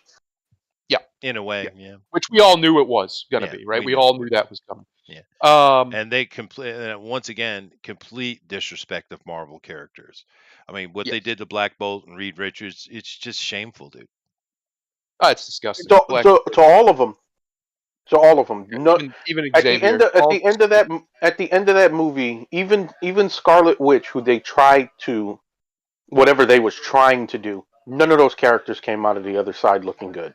No, and Not she's one. so badass that the only one can defeat Scarlet Witch is Scarlet Witch. Scarlet Witch was It's just stupid. so despondent at the treatment of her character and all the other characters. She's like, you know what? I'm just going to kill myself because this is ridiculous. I'm Yeah, out. but the Um, same stupidity that showed up in Doctor Strange showed up in Thor: Love and Thunder, right? You have, Yeah. oh, but I want my children. It's like they're not real anyway. It's a dumb concept. And then you have with the God Butcher, which had not the original story. They could have had a great movie if they just did a serious one, but you can't do that with Mr. Jokey Taiki Waititi, right? Yeah. But in that, his daughter dies, and he's going to destroy the world instead of just, well, can I have my daughter back? Yeah, it's literally all It's you like, do is just what are you ask. doing, dude? And in the end, that's what they did anyway. And keep in mind that Love and Thunder, the love part of it is not Natalie Portman. It's the little girl now who's going to be your future Thor, by the way. Right? Eventually. They have Um, replaced him, right? So, but my point is, this year has not been good to Marvel. Now, it hasn't been good to a lot of companies, to be honest. There have been a few obviously outstanding ones, like Maverick did no, unbelievable, we and talked actually, about that. This is the lowest year Hollywood has had in 25 years. Lowest money yep. making year. Yeah.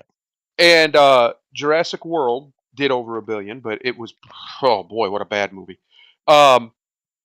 That's just like a objectively bad movie, not even because of politics. It's just bad. I thought But it was anyway, just under $1 billion, actually. my point is Hollywood outside of Disney, because I'm going to tell everybody right now, if you're expecting Disney to about face and become non-woke, whatever you want to call it, that's not going to happen. They're Well, just going to get more clever with it, let but 'em they burn, will dude. never abandon it. Disney would literally rather burn to the ground than ever stop with their social conditioning. Well, let That is 'em. what they've been doing for 35, my whole life. They've been doing it for 35 years.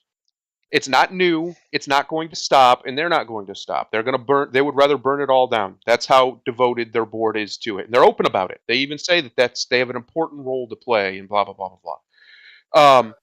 So my point is, the industry is going to leave Disney behind. Is what's going to happen because what has been happening with other franchises and other distribution houses and things, publishing houses, is they're abandoning woke stuff in droves They very are. quickly. They are. They're not promoting it that way. They're not putting it in their movies. That you might get a mention here, there, offhanded, but that's about the end of it. There's no big long diatribes or none of this stuff. Even the trope of the super strong woman and all the dumb men around her, even that's going away very quickly. You're Yeah. starting to receive, and it's a lot of it has to do with the success of Maverick, but you're going to see this compound more and more and more, and you're going to see a lot more just traditional style films again, and a lot less of this drivel that we've been getting fed for the last decade. There have been a few bright spots, but in all honesty, this last decade for movies has probably been the worst I've in my whole life by far. Well, Like there's just been a dearth of good movies, did you see the an actual meme? dearth. Tom Which Cruise meme? saves the movie theater. He did. He I think did. he did. He did. And he did it with gratitude. What a concept, guys! What a crazy idea. Yeah. At the beginning of that movie, he thanks you for coming to see the movie. And yeah, when you first see it, like that's a little weird. But then you watch the movie and you're like, oh no, they did this because they actually do love making movies, Oh yeah. right? He actually yeah. does love this art form, and he wants it to be successful, and he wants the theater experience to not die. And I respect that because he's obviously devoted his whole life to it. Yeah. So Now, I think what we're going to see going forward is what I predicted all along. This stuff's going to get pushed back. Disney's not going to let it go. Just telling everybody right now, just abandon all hope for Marvel and Star Wars. Give it up unless somebody buys Disney out or buys those properties away from them, which Disney will never let happen. That's a sailed ship, buddy, and it Now- ain't coming back. that is possible though, because one thing that's not being, of course, we all know we're in a recession right now and the market is tanking. But one Yep. thing that unless you just follow economics, you wouldn't know. The bond market, right, Mhm. has completely bottomed out. It is $43 trillion loss. 43 trillion. So give it a month. We have depression level stock crash coming. It's coming. Yes. And of course, for all the people who have able to safely put their money somewhere, I know it sounds weird, but it's a wonderful thing because they're going to be able to reinvest and become mega titans on the back end of it. But the big people are going to crash hard. So Disney might well be seriously on the market very soon. Very soon. Well, there was talks about that in 2020, right? That maybe Amazon or Apple was going to make a move on them and buy them up. And I don't see that's the thing. Those sorts of deals take a long time. They do. So that might already still be happening. In It fact, might. there's nothing to say it's not in the back channels that they're not putting in feelers because we know Amazon wants entertainment. They're coming at it harder than I've ever seen any company ever do it. Mhm. They have now, Chester, in America, they have Thursday night NFL football. They're the exclusive platform for it. Right. That's humongous. That is the biggest singular property on television is the NFL. And it's not close. And it's not close. And they've got it. It's theirs now. Yeah. So Amazon is coming. They're coming with full steam ahead. They bought MGM. I honestly don't see any reason why Bezos, if he had the opportunity, wouldn't go for Disney. It's like maybe. the biggest ripest fruit right there. Of course, and he has the money to get it. If anybody's going to get it, it's him. He's also a moron that threw $1 billion down the toilet in frickin' Lord of the Rings, dude. Yes. But yeah, no, we also see good things on there too. So it is mixed. And I think it's just, I don't think Bezos is really the big bad businessman that everyone thinks he is. I think he got lucky and Amazon's what it is. And it's just out of his control is what I feel. I think you have all these little camps all throughout Amazon and they're all doing their own thing and he has no control over it is what it seems. Because you get good things and bad things. It's just very inconsistent. However, I will mention that I did watch that movie Bullet Train that you suggested. And not only was it just a good fun popcorn film, it's almost an anti-woke film. Yeah. I mean, it's literally all your heroes and villains are men, and the little bratty bullshit young girl gets literally splattered. Splattered. literally. So And good. but it is just a fun, simple little movie. But I almost think tongue in cheek, it's a little bit anti woke, and I'm like, and it's funny because Brad he's kind of playing, he's like this, he's a fixer type, Yeah. black op type of guy, but the whole movie he's kind of playing like a wokester, but he's hmm mocking it the entire time.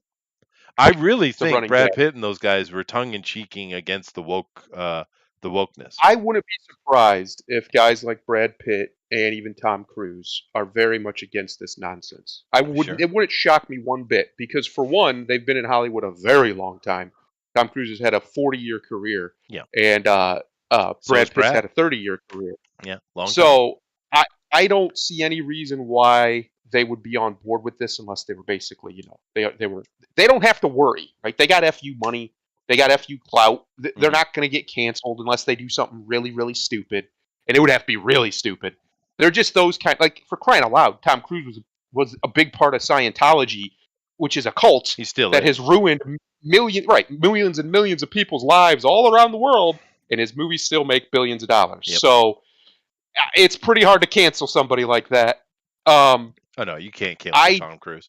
I would not be surprised to see or to know that those two guys are very much against this PC nonsense, even if they agree with it fundamentally, because they're still liberal guys. I wouldn't be surprised if they're against the censoriousness and the ridiculous lack of humor, the way you can't make fun of anything or else you're some sort of bigot. What our boy Ben calls woke scolds. I could see both of them being very against that. Yeah. Well, So I mean, go watch the Bullet Train, and you tell me yeah, that that's not a middle finger to the woke. You'll tell me it that it's is. not, because it That's why I is. like it, and it's But funny, it and it knows is. what it It's a is. great It's little not movie. trying Yeah. to be something Nope. deep or It's a fun no. little It's movie. just a fun little movie. It's pretty good, and it's another movie that's just a solid film from beginning Yeah. to end. Yeah. Just like I think I'd say Maverick's better overall, but Oh, way just like better. Maverick, Yeah. it's a solid experience, which is new in these bigger budget movies. That I mean, come on, we know for the last decade we've had Transformers movies, we've had those ridiculous Teenage Mutant Ninja Turtles movies. We've had all sorts of different movies from different directors. Those are both Michael Bay, but still from different directors. JJ's nonsense that is just so contrived. There's so much contrivance in the whole film. Things just happen because the plot needs them to. There's no other explanation Yeah. even requested by the characters. Yeah. Just okay, that happens. And And how it's many so Chekhov annoying. gun are in that movie? My God. Oh God. If they set it up, they pay it off. They do, as you're supposed to. But no, Yes. it is just simple little fun movie, and I want to see the continuing adventures of Tento Mushi. I do. Yeah. Yeah. And I think it was great how they used his code name in it. It was Ladybug. For those of you who don't Yes. know, it's really fun movie, but it was a big fu to the woke. And Yes. more please. But yeah, we are seeing a little bit of pushback, a little bit of stuff. I mean, in essence, Tom Cruise's movie was a big fu to the woke as well, even though he That's right. didn't waste his time with it, but it was right. Right. He was just showing you how all the things they complain about, diversity, women, strong female characters. He just was like, all right, we're just gonna make that and not bitch about it. Yeah, show don't Crazy, tell. Yeah, crazy idea, right? yeah. Well, it's kind of like that argument. I've seen a lot of people kind of argue with me about like Villeneuve, right? The director. And Yeah. he's another guy that understands show don't tell, right? Yes. You don't need these huge, exposition drops. Just show it, right? And Blade Right. Runner, the Blade Runner movie he made is a perfect example of that. Because I made the comment years ago that I really appreciated it. I liked the movie, and I'm glad that they finally answered the replicant question, whether Harrison Mhm. Ford's character was a replicant or not. And of course, he is a replicant, 100%. Not only is he a replicant, he knows he's a replicant. And people are like, no, they Right. didn't, Chester. I mean, people got mad at me. But it's like, dude, did you watch the movie? Go watch it again, right? He didn't sit there and tell you. He showed you, right? Right. And of course, I'll give the biggest example of him showing. There were several actually, and there were a few offhand comments as well. But the biggest one is he walks into nuclear irradiated Las Vegas and hangs out in clothing and no mask. Not only Yeah. is he a replicant, he knows he is because he can do that and he knows he can. And of course, the other character comes in and talks to him. And then we finally see humans show up and they're in full suit and mask, right? Right. I mean, he's showing you, and Tom Cruise is showing you, right? And that's how Yeah. you make movies, dude. But whatever. It's the same thing. And once again, the reason why we make all this noise and talk about these things is because we want good stuff. But I think we're starting to lose interest, to be honest with you, because once again, if you just called it Elsa Bloodstone, fine, let's check it out. Yeah. But you're Yeah, I bait and don't. switching us. I really don't understand. Like, I get Disney's social conditioning nonsense, their social engineering stuff they've been on for about, like I said, about 40 years, maybe even longer. You could make the argument, but definitely last 40 years. I get that's their goal, and they're very open about it. But can you market your shit better? Like, I don't understand is how every marketing department in the world seemingly simultaneously forgot how to do their job. Because I don't they get it. think that they think that attention via social media is an easier revenue bringer than traditional marketing. Yeah, but Yeah, and I would just like for one of them to prove that just once. Just show me where that's panned out, where they've Well, done that's some because sort of mega that's viral because campaign based in this nonsense that has ever worked out in the end. It just simply doesn't. When people feel tricked, they feel tricked, and they don't want nothing to do with your stuff. It's that simple. yeah. well, it's because they see things that happen organically and think that they can reproduce that, and we know that they can't. Yeah, but Yeah, We know, dude. but they think that they're arrogant enough to think that they can take something that happened organically, like those movies like RRR. I heard that through social media. I became aware of that movie's existence because of Chris Gore. You're talking about the Indian movie, yeah? Yeah. Yeah. That's how I became aware of its existence. I don't watch movie trailers. Like I said before, I haven't been to the movie theater in years. There's nothing that's come out in the movies the last 5 years that made me want to get up and go. Wakanda's coming though. Yeah, fuck them. You're black. You're supposed to go. Fuck that. If being black means I gotta go watch that bullshit, they can have it. Fair enough. But anyway, that doesn't mean this won't be fun. It doesn't mean that. It just means why are you lying again? Why? And why do you hate the redheads so much? Why? Yeah, that is weird. That is very, very weird. I don't understand the redhead hate, but it's very obviously real. I don't even know how anybody can argue it. It's every single redhead has to go. Like even ancillary ones, like Jimmy Olsen. He's got to go. Can't have him. Can't be a redhead anymore. Right. It's weird. Yep. Although Dallas Howard seems to be able to allow to do stuff. I guess she She gets a career. Yeah. That's because Ron Howard. If Ron Howard wasn't her daddy, they'd right. She'd she's either not a have bad to- looking lady though. She's much better looking than her daddy and her uncle. Well, My God. Well, I mean, my God. That's a of low course. bar. I mean, we wasn't. I don't think we ever had a. I don't think we ever had a chat talking about wanting to fuck Ron Howard. So. Well, the uncle there, what's his name? He's actually a better actor than Ron. The ugly brother, what's his name? Damn it, chat, help me. Let's see. But the ugly uncle, he's been in way more movies than his brother, and he's awesome. I love him. But I like Ron Howard too. To be fair. Now there's a name for a sitcom I'd watch. The Ugly Uncle. The Ugly Uncle, yeah, and he's the right choice for it. His name is Clint, and yes, Clint he is Howard. a ugly man. He is unbelievably but unfortunate. he's been in so many movies, dude, and he's wonderful. And I even saw him in a really bad B movie where he gets possessed by the devils. But he's awesome, dude. I love Clint Howard. But anyway, moving on. I do have one more story here for us. Yeah, and you know what the funny thing is, Chester? Yeah. I bet you that Mario movie when it comes out is gonna outdo most of Disney's, if not all of what Disney has done in the last year, Maybe. and they're gonna do it, and they're just gonna do it without beating people over the head. They're gonna show us one. They're probably gonna show one trailer, and that'll be it, and people will go. Yeah, sure. Yeah. I mean, people are looking for something to do, but we're about to run into a buzzsaw, though. The next few years, I think, are going to be lonesome because, we're talking about the idiocy that's running Hollywood. Let's get into the conversation, the idiocy that's running the world, right? There are very, very few world leaders who have anything going on. It's really not good. And look what they've led us into, right? Because I'm still waiting, and I'm assuming we'll probably get an announcement tomorrow. Although they did say they were going to say it earlier, but I haven't seen anything yet. But what is NATO's response going to be to Zelensky's quick form signing, which was a complete joke to watch him do that? But what is NATO's response going to be? They need to ask why is him and his wife been spending so much time here and not there.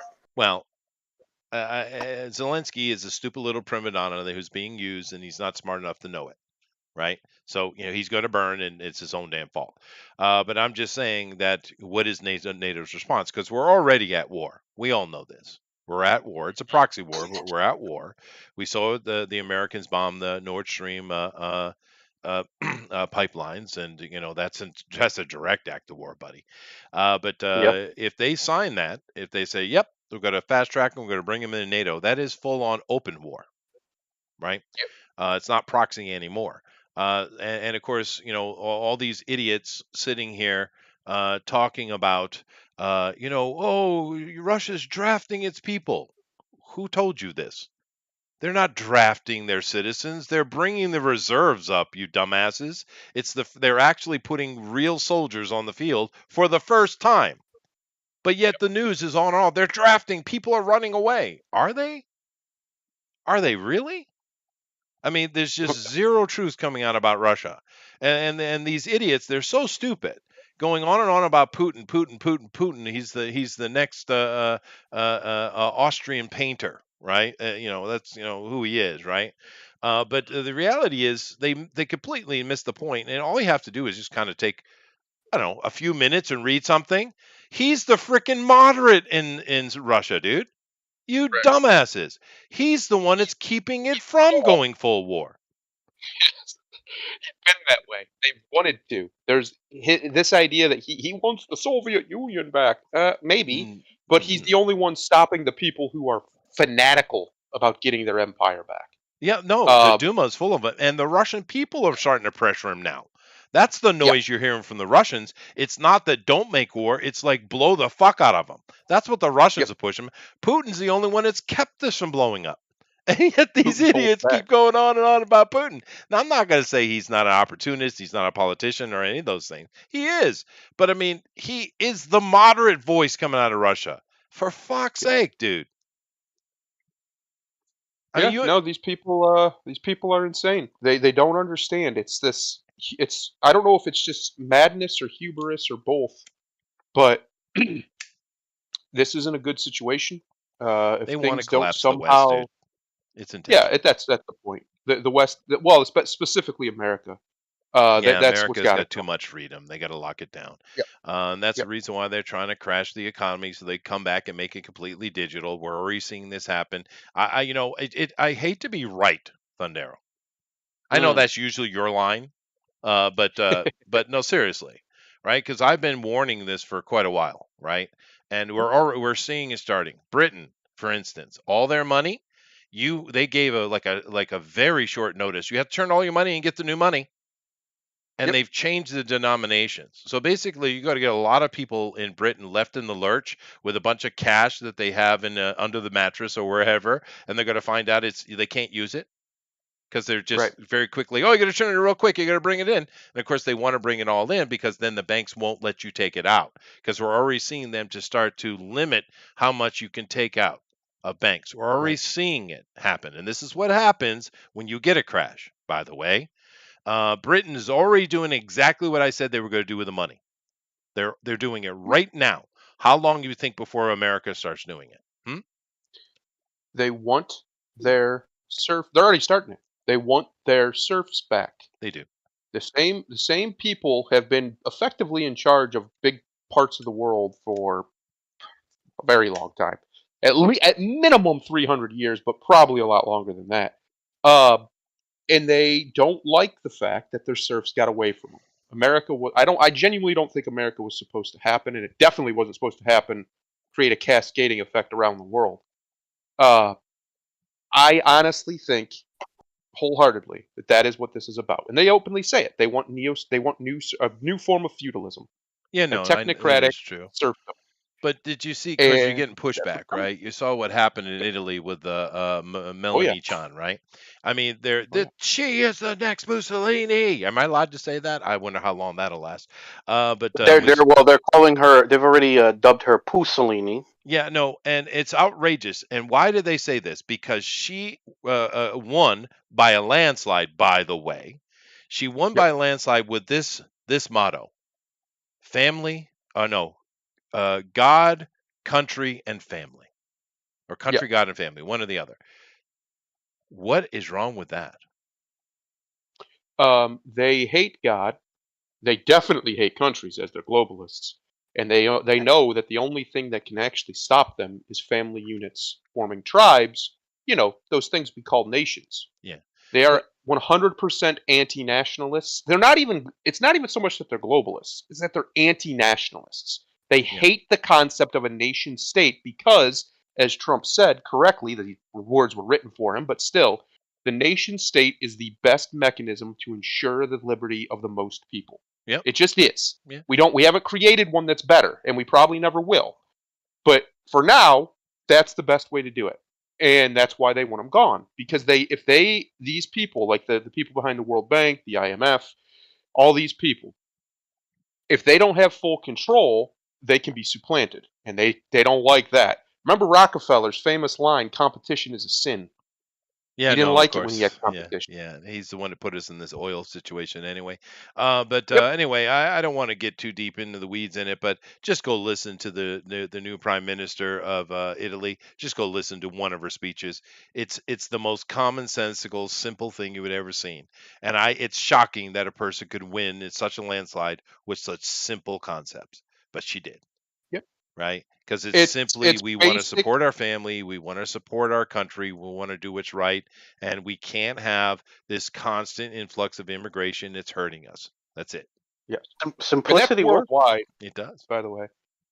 This here's the other or the main plan that they obviously are using. It's to send in they've literally weaponized stupid people from third world countries and to send them to the first world countries to try and crush them because they know there's only so much they can handle. There's only so much burden they can take before their economies either at the minimum stagnate, but the real objective is, like you said, to bring it down, so they can replace it with one they control, similar to China's. And Mhm. it probably will work at first, but I still genuinely believe, and I've said it on here, I'll say it again, American guerrillas by 2030. This is the only place where an actual physical resistance could manifest and matter. It's the only one. Everywhere Yeah, else is no. going to be Yeah. crushed too easily. I don't even know if it's going to take that long, dude. It depends on what happens in these upcoming elections, really. Yep. But but anyway, I am going to move on to my last story here. I do want to reiterate that I won't be here tomorrow. This month is going to be very difficult for me. I gotta rearrange my schedule and figure it out because I kind of screwed up a little bit. Uh-oh. I had mentioned in the doctor's classes that I was having to put a syllabus together for a Greek lesson at the university, and now Mhm. everyone wants me to teach a Greek class.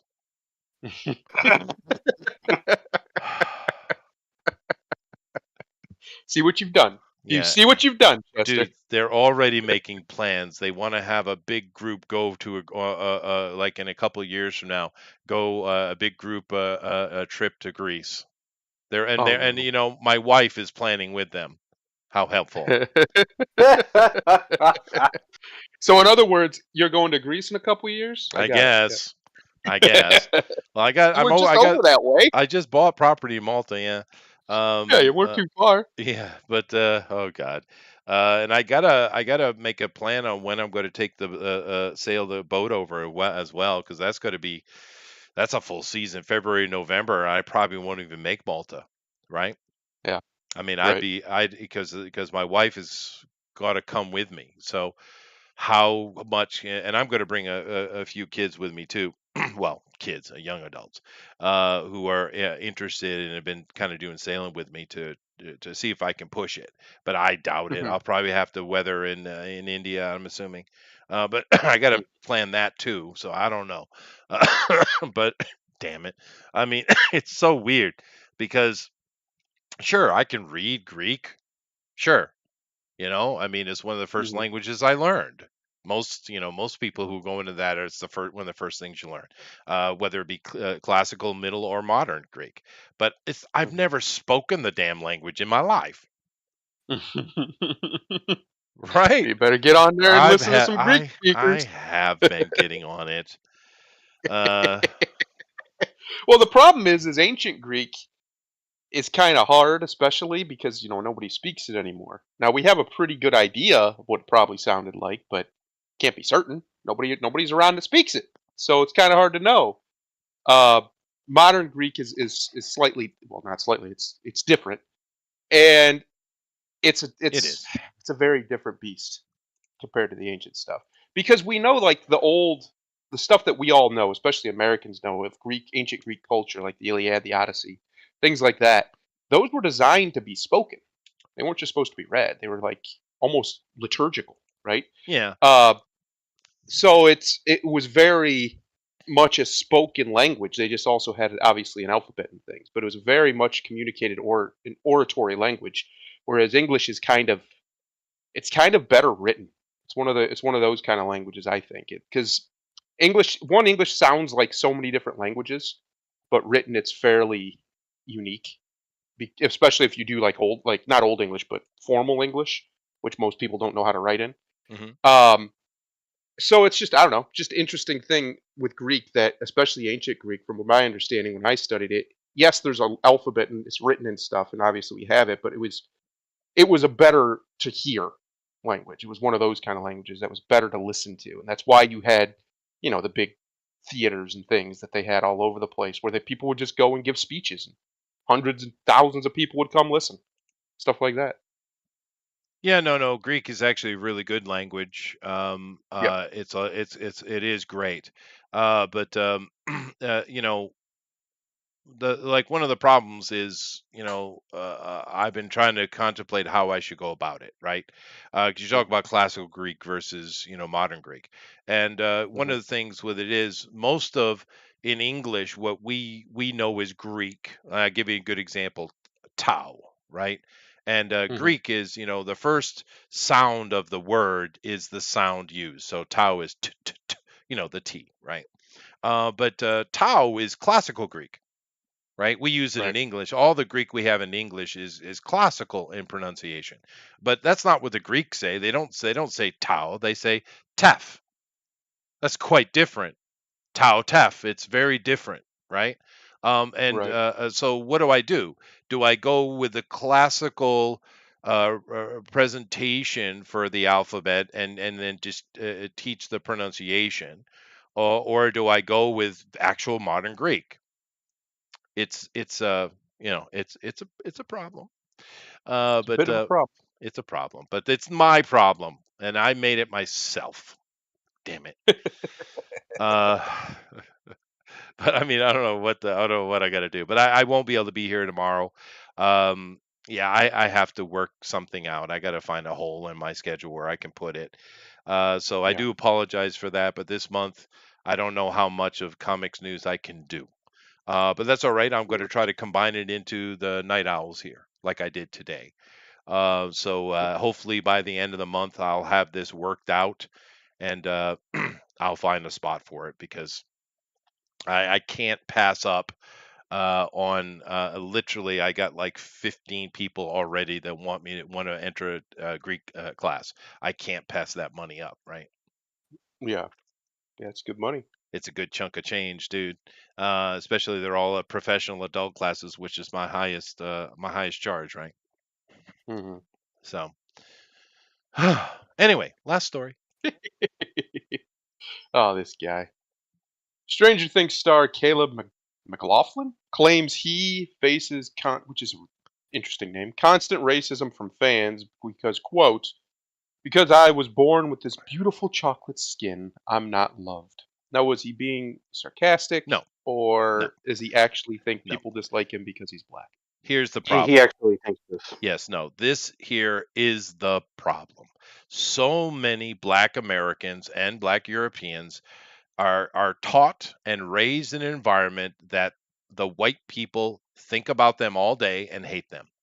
They are Yep. taught this. And of course, they don't realize that the rest of us, and including lots of black people, don't think about you at all, dude. You Right. never come to our mind in that regard because who gives a shit what chocolateness you are, you dumbass. But this is the problem. We see it every day all across the West, this commentary, this concept. And look at the absolute ridiculous amounts of vandalism and violence we're seeing in the black communities. They've always had a problem. Keep in mind, 50% of all crime in America is committed by what? 3, 4, 5% of the population, the black Yeah. population? Very small amount of people are causing all that trouble. I guarantee you, you look at the numbers for 2022, that's going to be way up, way Mm. up, because they've lost their damn mind. They're twerking while they're literally tearing things down. They're beating people in the streets. They're shooting people. They're chopping people with knives and machetes. It's out of control, dude.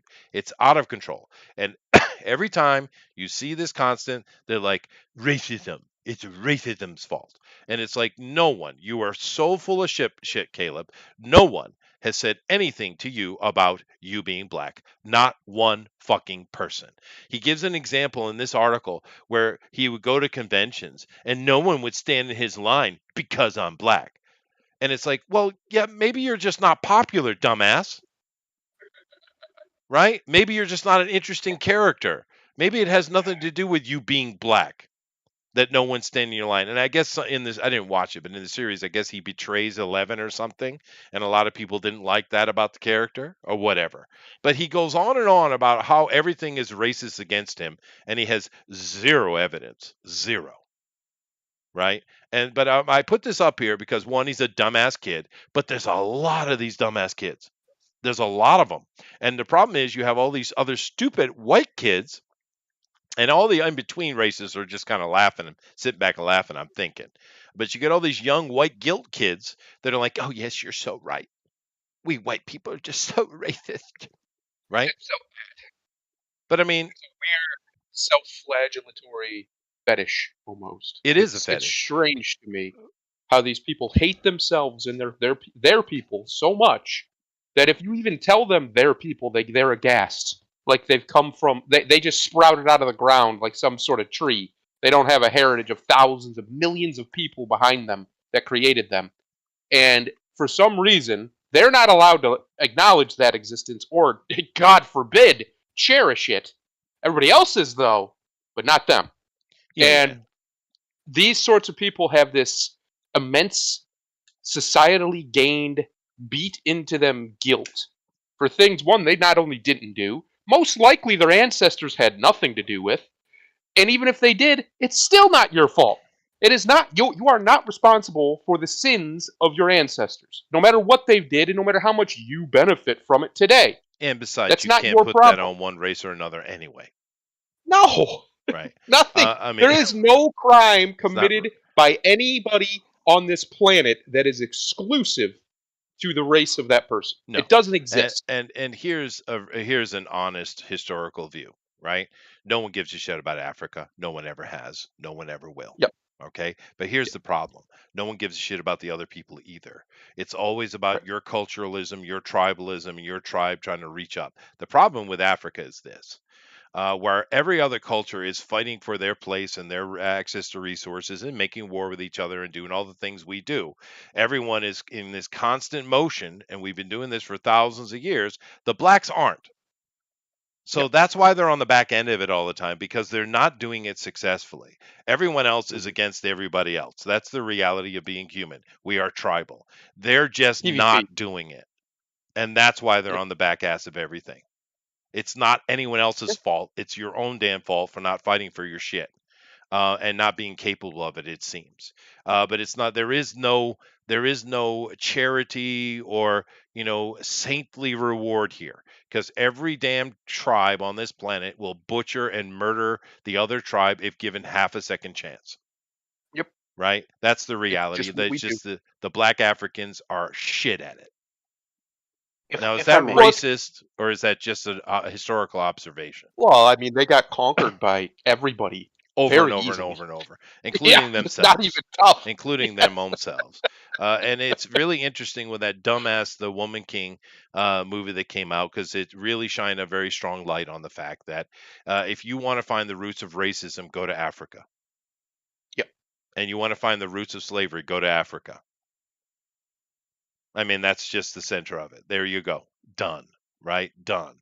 Because the slave trade has happened many, many, many, many, many times in human history, and it always starts in Africa, and it's always the Africans that are starting it. They're the ones who say that, as far as our evidence that we have historically, the first slaves in the world were in Africa by other Africans.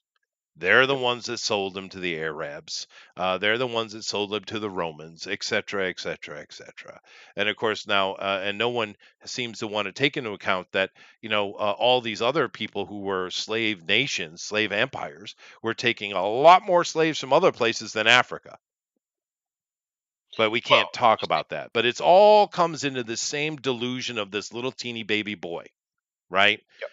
I have beautiful chocolate skin. Who told you that? You look to be a very normal looking guy. Matter of fact, your skin doesn't look very good. I've seen many black dudes with far better skin than you, buddy. beautiful skin. But, Yeah, gorgeous. but beautiful skin. But you ain't got well, that. But yet it's beautiful chocolate. Why is it? Can I be Mr. Vanilla now with a little if touch of pink frosting? Can I be? Huh? It's just the delusion of this child and all the other You're children white like him. chocolate. No one gives a shit about you, Caleb. Not because you're black, but because you suck balls. if I may, Sure. Go ahead. step in here as the resident half and half. Well, so's Caleb. Well, this is what peak narcissism and victimhood mentality is in this kid. I don't know how old this kid is.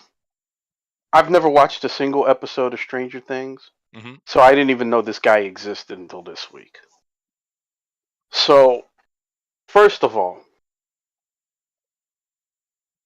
again, like I was saying with the other girl we was talking about earlier today, you are a young man who is fortunate enough to be put in a position where at your age you are miles ahead of 99%. 99.9% of your peers are. Or humans. No, I'm just saying, even amongst your peers, you are so far ahead of them. And you have been taught this narcissism and this victimhood. Yeah. Again, again, agreeing with you completely when it's like, okay, dude, you have 15 million Instagram followers.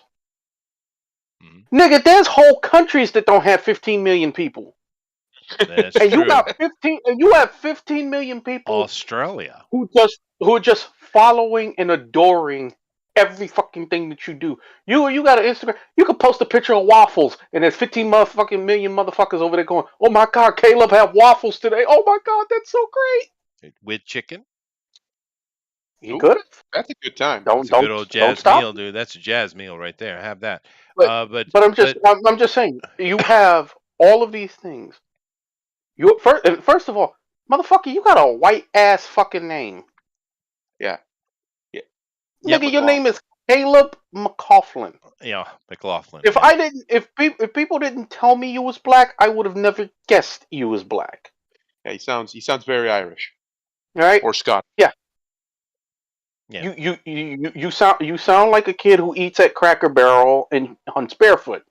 That's what your name sounds like. But I mean, look at what he's saying here. He's saying, But I would ask myself, why am I the least favorite? He recalled the least amount of followers. I'm on the show as everybody, a show as everybody from season one, same show as everyone from season one. Turning to his parents for comfort, McLaughlin, here you go, reinforcement, said that they in turn had to be like, it's a sad truth, but it's because you're the black child on the show. So his parents are reinforcing this, and yeah, they're idiots. because Because they're idiots. I guarantee you, out of the 15 million Instagram followers he has, 10 million, I will say it right now, 10 million of them ain't black. Oh, at least. Yeah. Oh no, 10 probably. million. And the Dude, thing is, on that also, show, there's two real stars that came out: the little Jew boy Yeah. and the little ugly Jew girl. Those are the Yes. ones that really hit. Those two. And why? that's, Because people embrace them for some reason, whatever reason. It has nothing to do with black. The little munch mouth kid with the bad teeth. He had a little shine for half a second, and then he went and acted like an idiot. So again, yeah, I don't even watch, like I said, I've never watched this show, so I wouldn't even know. Like, I don't know who any of them people are. yeah. I You feel could, bad you for could, little ugly Jew girl though, because she's real you, ugly. you could put all of them in front of my house, and I'm like, get these ugly motherfuckers off my lawn. Yeah, but I Like, mean, that's my this reaction. delusion, and he has zero evidence of it, by the way. Well, He, yes, because they've been indoctrinating him with that bullshit. yeah. Like I said, you're in a position in life. I don't know. Like I said, I don't know how old this kid is. I'm gonna assume he's under the age of 25. No, I think they're all around 18. He's 20 Yeah. Okay, according to this. so you are in a country where you're not even old enough to fucking buy alcohol. You're relatively wealthy. You have 15 million people who hang on your every waking movement. Right. You are a celebrity who's making millions of dollars from pretending, being professional pretender, because that's what an actor is. And I'm supposed to feel sorry for you because your lines at the convention isn't as long as the other people's line at the convention? I guess Nigga, if so. you don't get the fuck out my face with that bullshit, Yeah. you you you want to feel like a victim? Come over here. Come to the hood. We'll rob you. We'll beat you. We might even shoot you in one of your ass cheeks. Yeah, there you go. We'll make you feel like a victim. You want to really be a victim? We'll make you feel like it. Yeah. But, Well, in fairness to him, yes, he was whining about it, and obviously, like Chester said, that was an idea that was implanted into his head by, Yeah, he even said by his own parents, which is, I don't know why you would say, even if it's true, why would you tell your kid that? Why would you tell your kid, hey, you'll never overcome this, you're worthless because you're black, we see is that a effectively lot how in he the took black it. community, dude. yes. Which isn't even Like, true. The reason why he's the least popular is because he's not that charismatic. The other people on the show are very charismatic. He's not as charismatic. I've watched the show. I watched up to, like, I think season 3, and then I turned it off. But he's just not. He's not that guy. The other people have a lot more charisma. Millie Bobby Brown has a lot more charisma. She might not be the prettiest thing in the world, but at least she's got presence and Yeah, she charisma. does. even Um, then, even then, we'll play process of elimination. Okay, you're black. Guess what? 13% of the population is black. yeah, So Maybe. even if all 13% of black people were fans of you, and we're clearly not, you would still have the smallest fan base. If we go, if we're gonna play it by race, the white kids are still gonna have a bigger fan base because there's Well, a bigger population. they're technically Jews, so he should be upset with the They're, Jews. well, I think he should be the hell. standing uh, up and screaming about the they're, Jewish they're, racism. we, Get on it, You want Caleb. him to get fired? we can address the kosher crackers later. Yeah. But It's just a really interesting thing because he even said in that thing that a deal was implanted into his head, and what it did not allow him to do is self-reflect. It did not allow him to have a moment of why are they more popular? Because the easy answer is often not the correct answer in those sorts of questions. Because the easy answer is typically a lie. The easy answer is something to make you either feel better or something you can tell yourself that you have no control over, so you do nothing to fix it. Now, if he had instead said, "No, I don't think it's race. I think I'm just not being as warm or as I'm giving not or giving, connecting. You know. not connecting with the audience as well, and I can work on that," and worked to better himself and put in the work, I bet you he'd be at the same level as most of those guys. But because he has this easy out that, well, they just don't like me because I'm black, which is Yeah. ridiculous. Which And is here's the point I'm trying to fatalistic. make. Here's why we all know that's ridiculous. When we were growing up, me and Grimlock here, our televisions had all sorts of black people on them from all different walks of life and all different levels of income. Yep. And Me too. there was never any of this nonsense that Yeah. they weren't popular. Everybody knows who Steve Urkel is. Everybody. There is Well, not I'll a put it- person in America today, I don't care how old you are, unless you're like maybe a teenager, who hasn't heard of Steve Urkel. Yeah, Yeah, well, we it's had not Jimmy even that. Walker in my time. Right? Yeah. But it's not even that. In the 80s and the 90s, whenever you associated something that was considered cool in American culture, you associated it with something black. Nobody was saying as a kid, "Hey, if you want to be the best dancer, you better learn how to dance like Boz Scaggs and Barry Manilow." No, you wanted to learn how to dance like Michael Jackson and Prince. I'd You rather wanted watch to me sing. Shakira, but all right. You wanted. Well, she didn't come along for another 15 years. That's true. But That's true. but I'm saying when you looked at what was associated, hell, Larry Bird had a shoe deal with Converse, but what happened? You wanted to be cool, you had to have Air Jordan. You wanted to Well, be the best singers. You pretty much anybody that was considered a good singer that you wanted to imitate was black. And like I said, the Gatorade commercial said, "I want to be like Mike," and there was no commercial saying, "I want to be like Kevin McHale." oh wow, that's a And deep cut. I was a Kevin McHale fan. That's a deep cut. So, But no, I could have went deep. I could have said John Concac. You just Ooh. answered the whole question. The singular biggest sports star, probably in the history of the world, but definitely in American history, Michael Jordan. Oh yeah.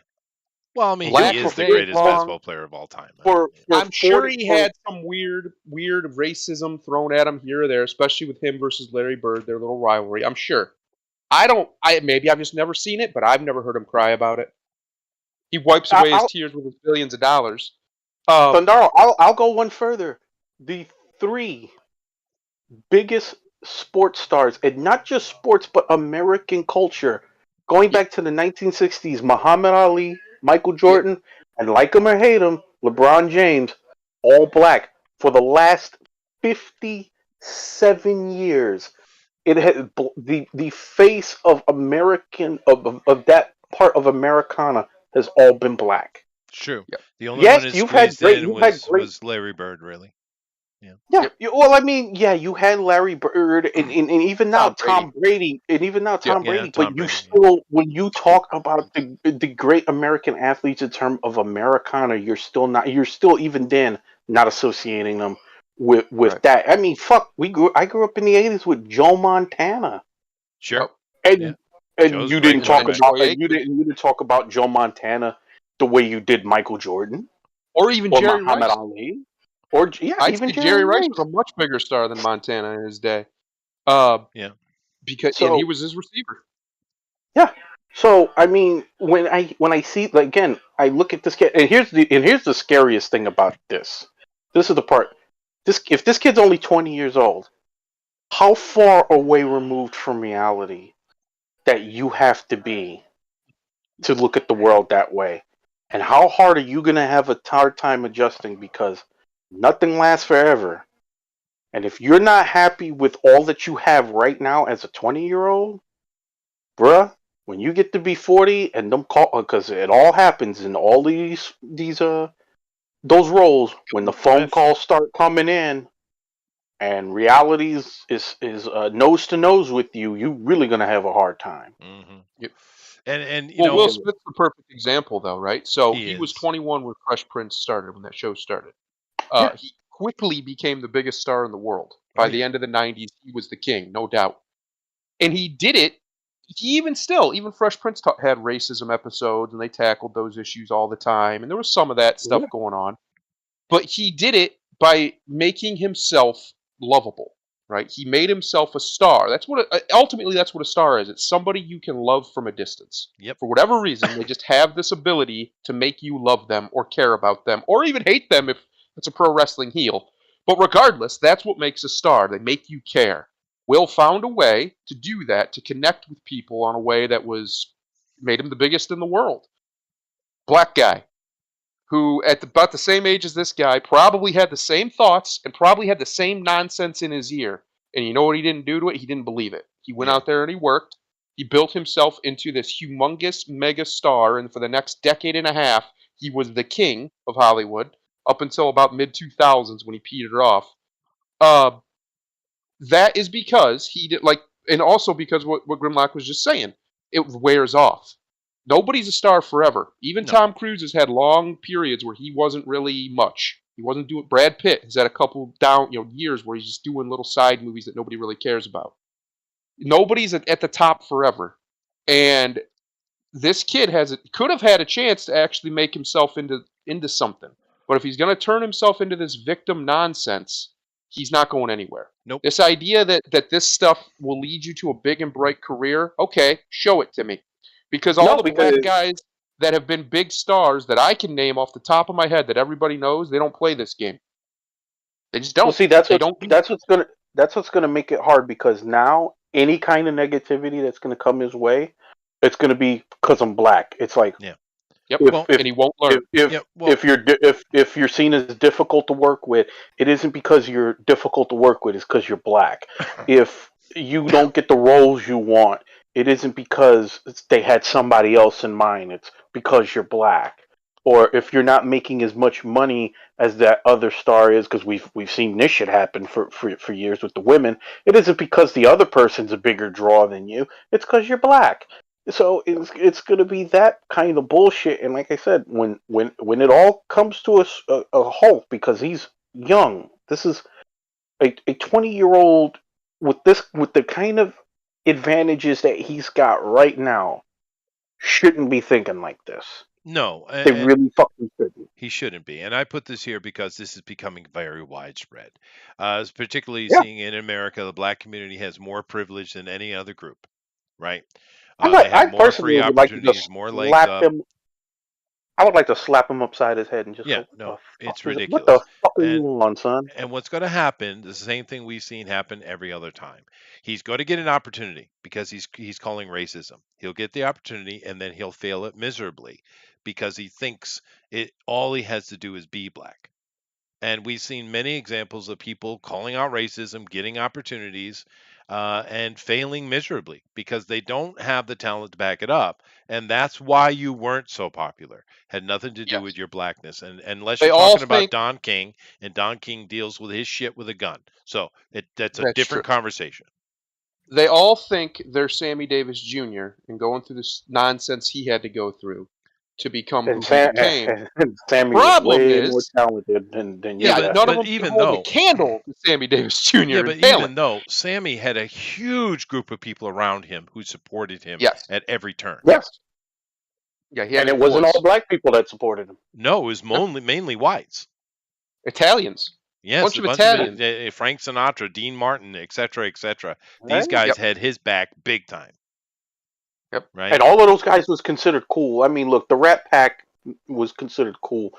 I don't know much about Stranger Things, but I'm just thinking about the descriptions you've given me of these kids. They ain't Rat Pack cool. No, they're No. not cool at all. They're just the typical modern nonsense. It's just dumb. But the problem is, when you take a child actor, you don't know what they're going to grow into. You don't know that it's going to be like a Kurt Russell, right? Or it's going to be Yeah. like a Chloe Moretz, which we just looked at. She was a cute little kid, funny as Hit Girl in Kick Ass, and she just didn't grow into a Hollywood starlet body. Oh well, that's the way it is, and a lot of them are being chose that way anyway. But Yeah. this kid is But- dumb. But the Again, reason I put it the- here is because of how widespread it is. Yeah, because It's a huge when I first heard this, I think I heard it on Tuesday when I first heard about this kid going on about this, because I'm like, again, there's millions of people, not just here but around the world, that would kill to be in the position you are, Oh yeah. especially at the age that you are. Oh yeah. Oh my God, yeah. And And we know there has not been one racist incident against him. We know that. Even in the 80s, there wouldn't have been. But especially I don't these know days with the atmosphere, if there has anything, been racism not might have. one racism comment given to him, dude. If anything, racism might have worked in his favor. It might be the It reason you certainly even did. have that role. That's probably true. Because they Yeah. they One of they every might have color. because we already know how Netflix does their casting. So I wouldn't be shocked to sit there and go, well, we can't have just white kids in here. We got to get a black kid. Well, technically, there Well, are no white kids in that cast. Let's be fair. All right. But no, of course they did. They said we need a black one, and he was the one that yeah, they chose to be the black one. So yes, and I'm racism sure he got you wasn't the the only job, one who little guy. auditioned. I'm sure he wasn't the only black kid who auditioned either. No. So for him No, to sure. have this kind of look at the world, I think there's been a major disservice done to him by his parents and the people around him. Yes, is racism a thing? Yes, it is. And I hate to tell you, social justice liberal nuts, it's never going anywhere. No, and it's mainly Without them that are without racist anyway. without complete authoritarian rule where somebody can force you to think and feel a certain way, you're never going to get rid of that. uh, Racism is a part of the human experience. It's an emotion that makes no logical sense, and the less time you spend trying to rationalize somebody else's irrationality, the better off you are. Yeah. And let's keep in mind, I have experienced more racism in my life than the average black American. I have. Yep. And The, you don't the get much worst. more white. I'm 6'3", blonde, blue-eyed, frickin' Scandinavian. Yeah. Yes. And I've I, experienced more than they have. I would bet the worst thing that he's ever experienced as far as direct racisms is online trolls saying things. But okay, fine, whatever. But regardless, who gives? Why do you care? So many people care about the internet way too much. If you're not making your money from the internet, you got no business caring about the internet or its opinions. And Yeah. this kid Well, ain't making his money from the internet. Yeah. Not really. He's making his money from Netflix I and from have a sponsorship deals and things. I do have another question that I think is very important, however. Why do I see this come up so often? I gotta have to ask Grimlock this question, Thundero, because you can't answer it. So Grimlock, this question is for you. Why do I see so often the word chocolate being applied to the black because of low self-esteem. They have to. There, there are people. There are people who constantly talk about loving their blackness and being in love with being black. And that's fine. Look, I'm not saying that you shouldn't love yourself. Sure. You absolutely should. You first and foremost should be loving yourself, because you're not going to get it. You're not going to get it anywhere else, nor should you expect it from anywhere else. Yeah, There's but nobody in the world that can change your self-esteem, why and they use chocolate? chocolate. Well, because chocolate is considered a universal good. I mean, if you could call yourself bacon skinned, wouldn't you? Yeah, no, but I feel like I'm always supposed to be licking them. Oh, whoa, Well, whoa, I mean, Chester, there's nothing stopping you. I wouldn't recommend it. whoa. hmm I mean, The only a man of your size. I think if you wanted to lick a black person, I think they would just say, "Thank you, sir." Probably, If yeah. you No, I'd if choose he the was females.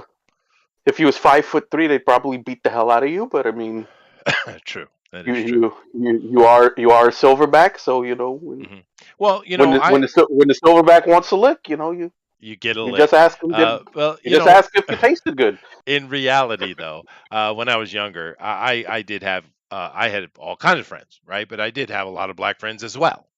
Just part of Yeah, the groups I hung out with. And anytime they had any trouble, do you know who they called to bring with them? yeah. Yeah, You Mr. well the Vanilla. Cro-Mags. also well see well also with black people, because there's so many shades. I guess it just became commonplace to associate it with different shades. It's like, you have your chocolate, your coffee, your mocha, caramel, milk chocolate, white chocolate. So it's like they go down the whole list. So I'm lucky because I'm white, therefore I'm vanilla. I don't get licked, I get sniffed. All right. Hey, I'm cool with that. I would take smelling like vanilla than smelling like lima beans. So okay, so yeah. But anyway, it's we just keep seeing this happening over and over and over again, and particularly the violence that's coming out of the black community right now is way beyond the par, and it needs to be the low pushed back stack again. community. That sounds like a bunch of older men with really big nuts. Of course, I had black friends. I had all kind of friends, from Italians and probably a Jew in there every now and then, some Latinos, some Englishes and the Scandinavians and the blacks, depending on mostly those guys are mostly West Coast blacks, but a couple Congolese in there. I would say had some roots from Congo, but yeah, I had all. Didn't we all? Didn't you guys grow up with? I mean, we're Americans, dude. Didn't you grow up with all different kinds of friends? Oh hell yeah! My first girlfriend was a black girl, cute little thing. Yeah, but I'm just saying. I mean, we're American. That's pretty normal, dude. Especially growing up in the 90s, man. Nobody cared. It was just not a thing. Nobody gave a shit. I don't know. And I'm living in the Midwest. I grew up in the sticks in the Midwest. My girlfriend lived across the street from me on a country road diagonally. Mm-hmm. Her family had moved out there a few years after, and when I was like 11 or something. Nobody cared. There wasn't anybody out in these country boys weren't out here messing with the N words. There wasn't none of that nonsense like Hollywood portrays it. Yeah, no. As long as you left everybody alone, didn't cause no trouble, nobody cared. That's really what the vast majority, and I mean vast majority of people are. If you leave their stuff alone and you don't cause trouble, they don't care what you are or do. Simple as that. That's it. That's the secret to a happy life in just about every society of any sense on this planet is mind your business and take care of your business and don't hurt anybody else's business unless they, deserve it. A little bit of loyalty there is good too, Yeah. But yeah, this nonsense has got, and like I said, really what I'm leaning on here is the amount of violence and this constant excuse coming out of the black community. It's really bad. Have you guys been paying attention this year how bad it's gotten? Oh, yeah. It was bad before, but it's out of control, dude. It's out of control. Well, they want it that way. The powers that be want it that way. So when they get ready to put the hammer down on these dumbasses, it's going to be hard, and it's going to be in some cases extreme. But they're bringing it on themselves because they're not policing. That's the problem. The pendulum. It always comes back, right? Well, in this case, it's not going to be organically. They're planning this. What's going on right now in these democratically run cities? This shit is by design. I know. And these young dumb niggas better fucking quit while they're ahead before that's all they got left. Because the hammer's got to come and it's got to be pretty ugly. But okay, Mr. Caleb. All right. Just dumb. Just boy. Dumb. So fucking to be in the position he's in. And imagine now. Think about it this for a second. He's in a position of great influence. Like you said, 15 million Instagram followers. I'm sure if he has a Twitter, it's similar. He's on one of the most popular shows in the world, maybe the most popular show in the world. He has a position where he could be an ambassador for goodwill and against divisiveness, right? Yeah, he's only 20 years old. So what? Why can't he do that? Why can't he make that his mission? Now, in fairness, he did kind of say something to that effect that he's trying to put out positivity. I get, okay, good. Pull the fuck out of me. Do that then. Stop talking about this stuff. Don't play the woe is me. They don't like me because I'm black. Even if that's true, just don't play it. Play the Plus, positivity not card. true. Be the guy who attracts other people, Yeah. like a Will Smith did, like a Sam Jackson did, like the guys who came before you did for years and years, like a Sammy Davis Jr. did. Attract other people to you, Sidney and then all that Poitier. stuff, yeah, all that stuff will just wash over you because it won't And, matter. No one will care. and I'm even sure that guys like Jackson and some of these other guys, and definitely Sammy Davis Jr., received some shit over the years from stupid people, right? yes, So what?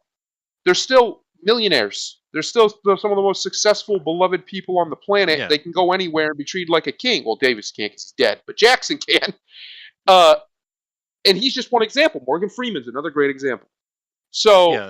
Yeah. just but stop even talking about it so much and focusing on it, because all you're doing, whether he knows it or not, is he's using it as a crutch.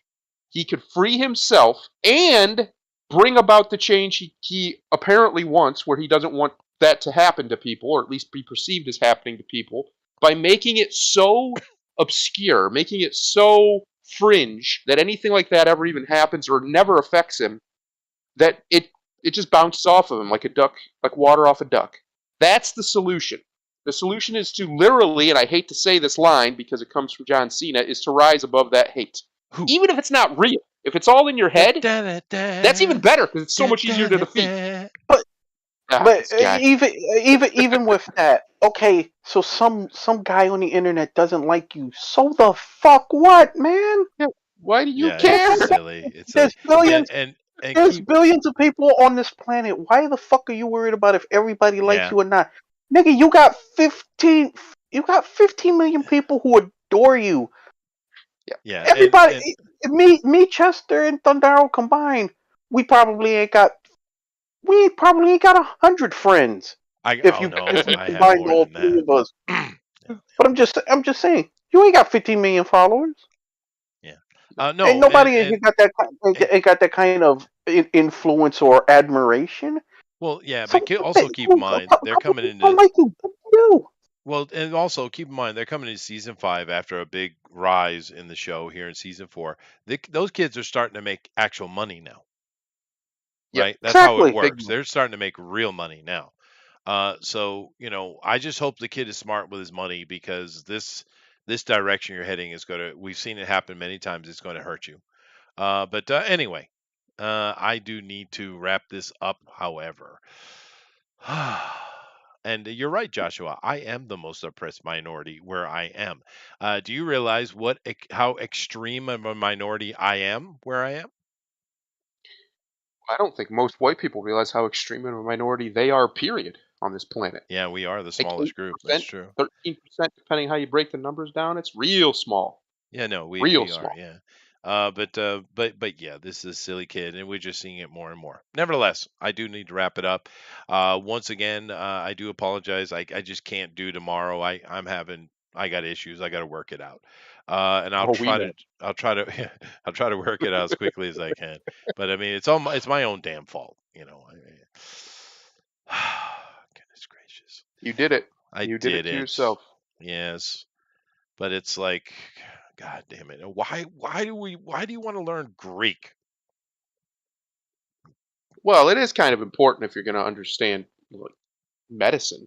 Yeah, But no, I know otherwise, I that don't they know. use it and stuff, but but I guess I'm going to get got to get myself a trip to Greece here in a few Oh, years. no. So, What a fate. Oh, no. oh, I get to go to Greece, one of the most beautiful countries in the world. Oh, uh-huh. no. Listen to this guy. Mhm. So One that a genuine history nerd like you will probably cream your shorts just to be in. well, sure, and I'll have to be the tour guide, and it'll save money, but Yeah. I can. This is this, and this is that, et cetera, et cetera. I'd love to go to Greece. But yeah, but whatever. I just made more work for myself, is all.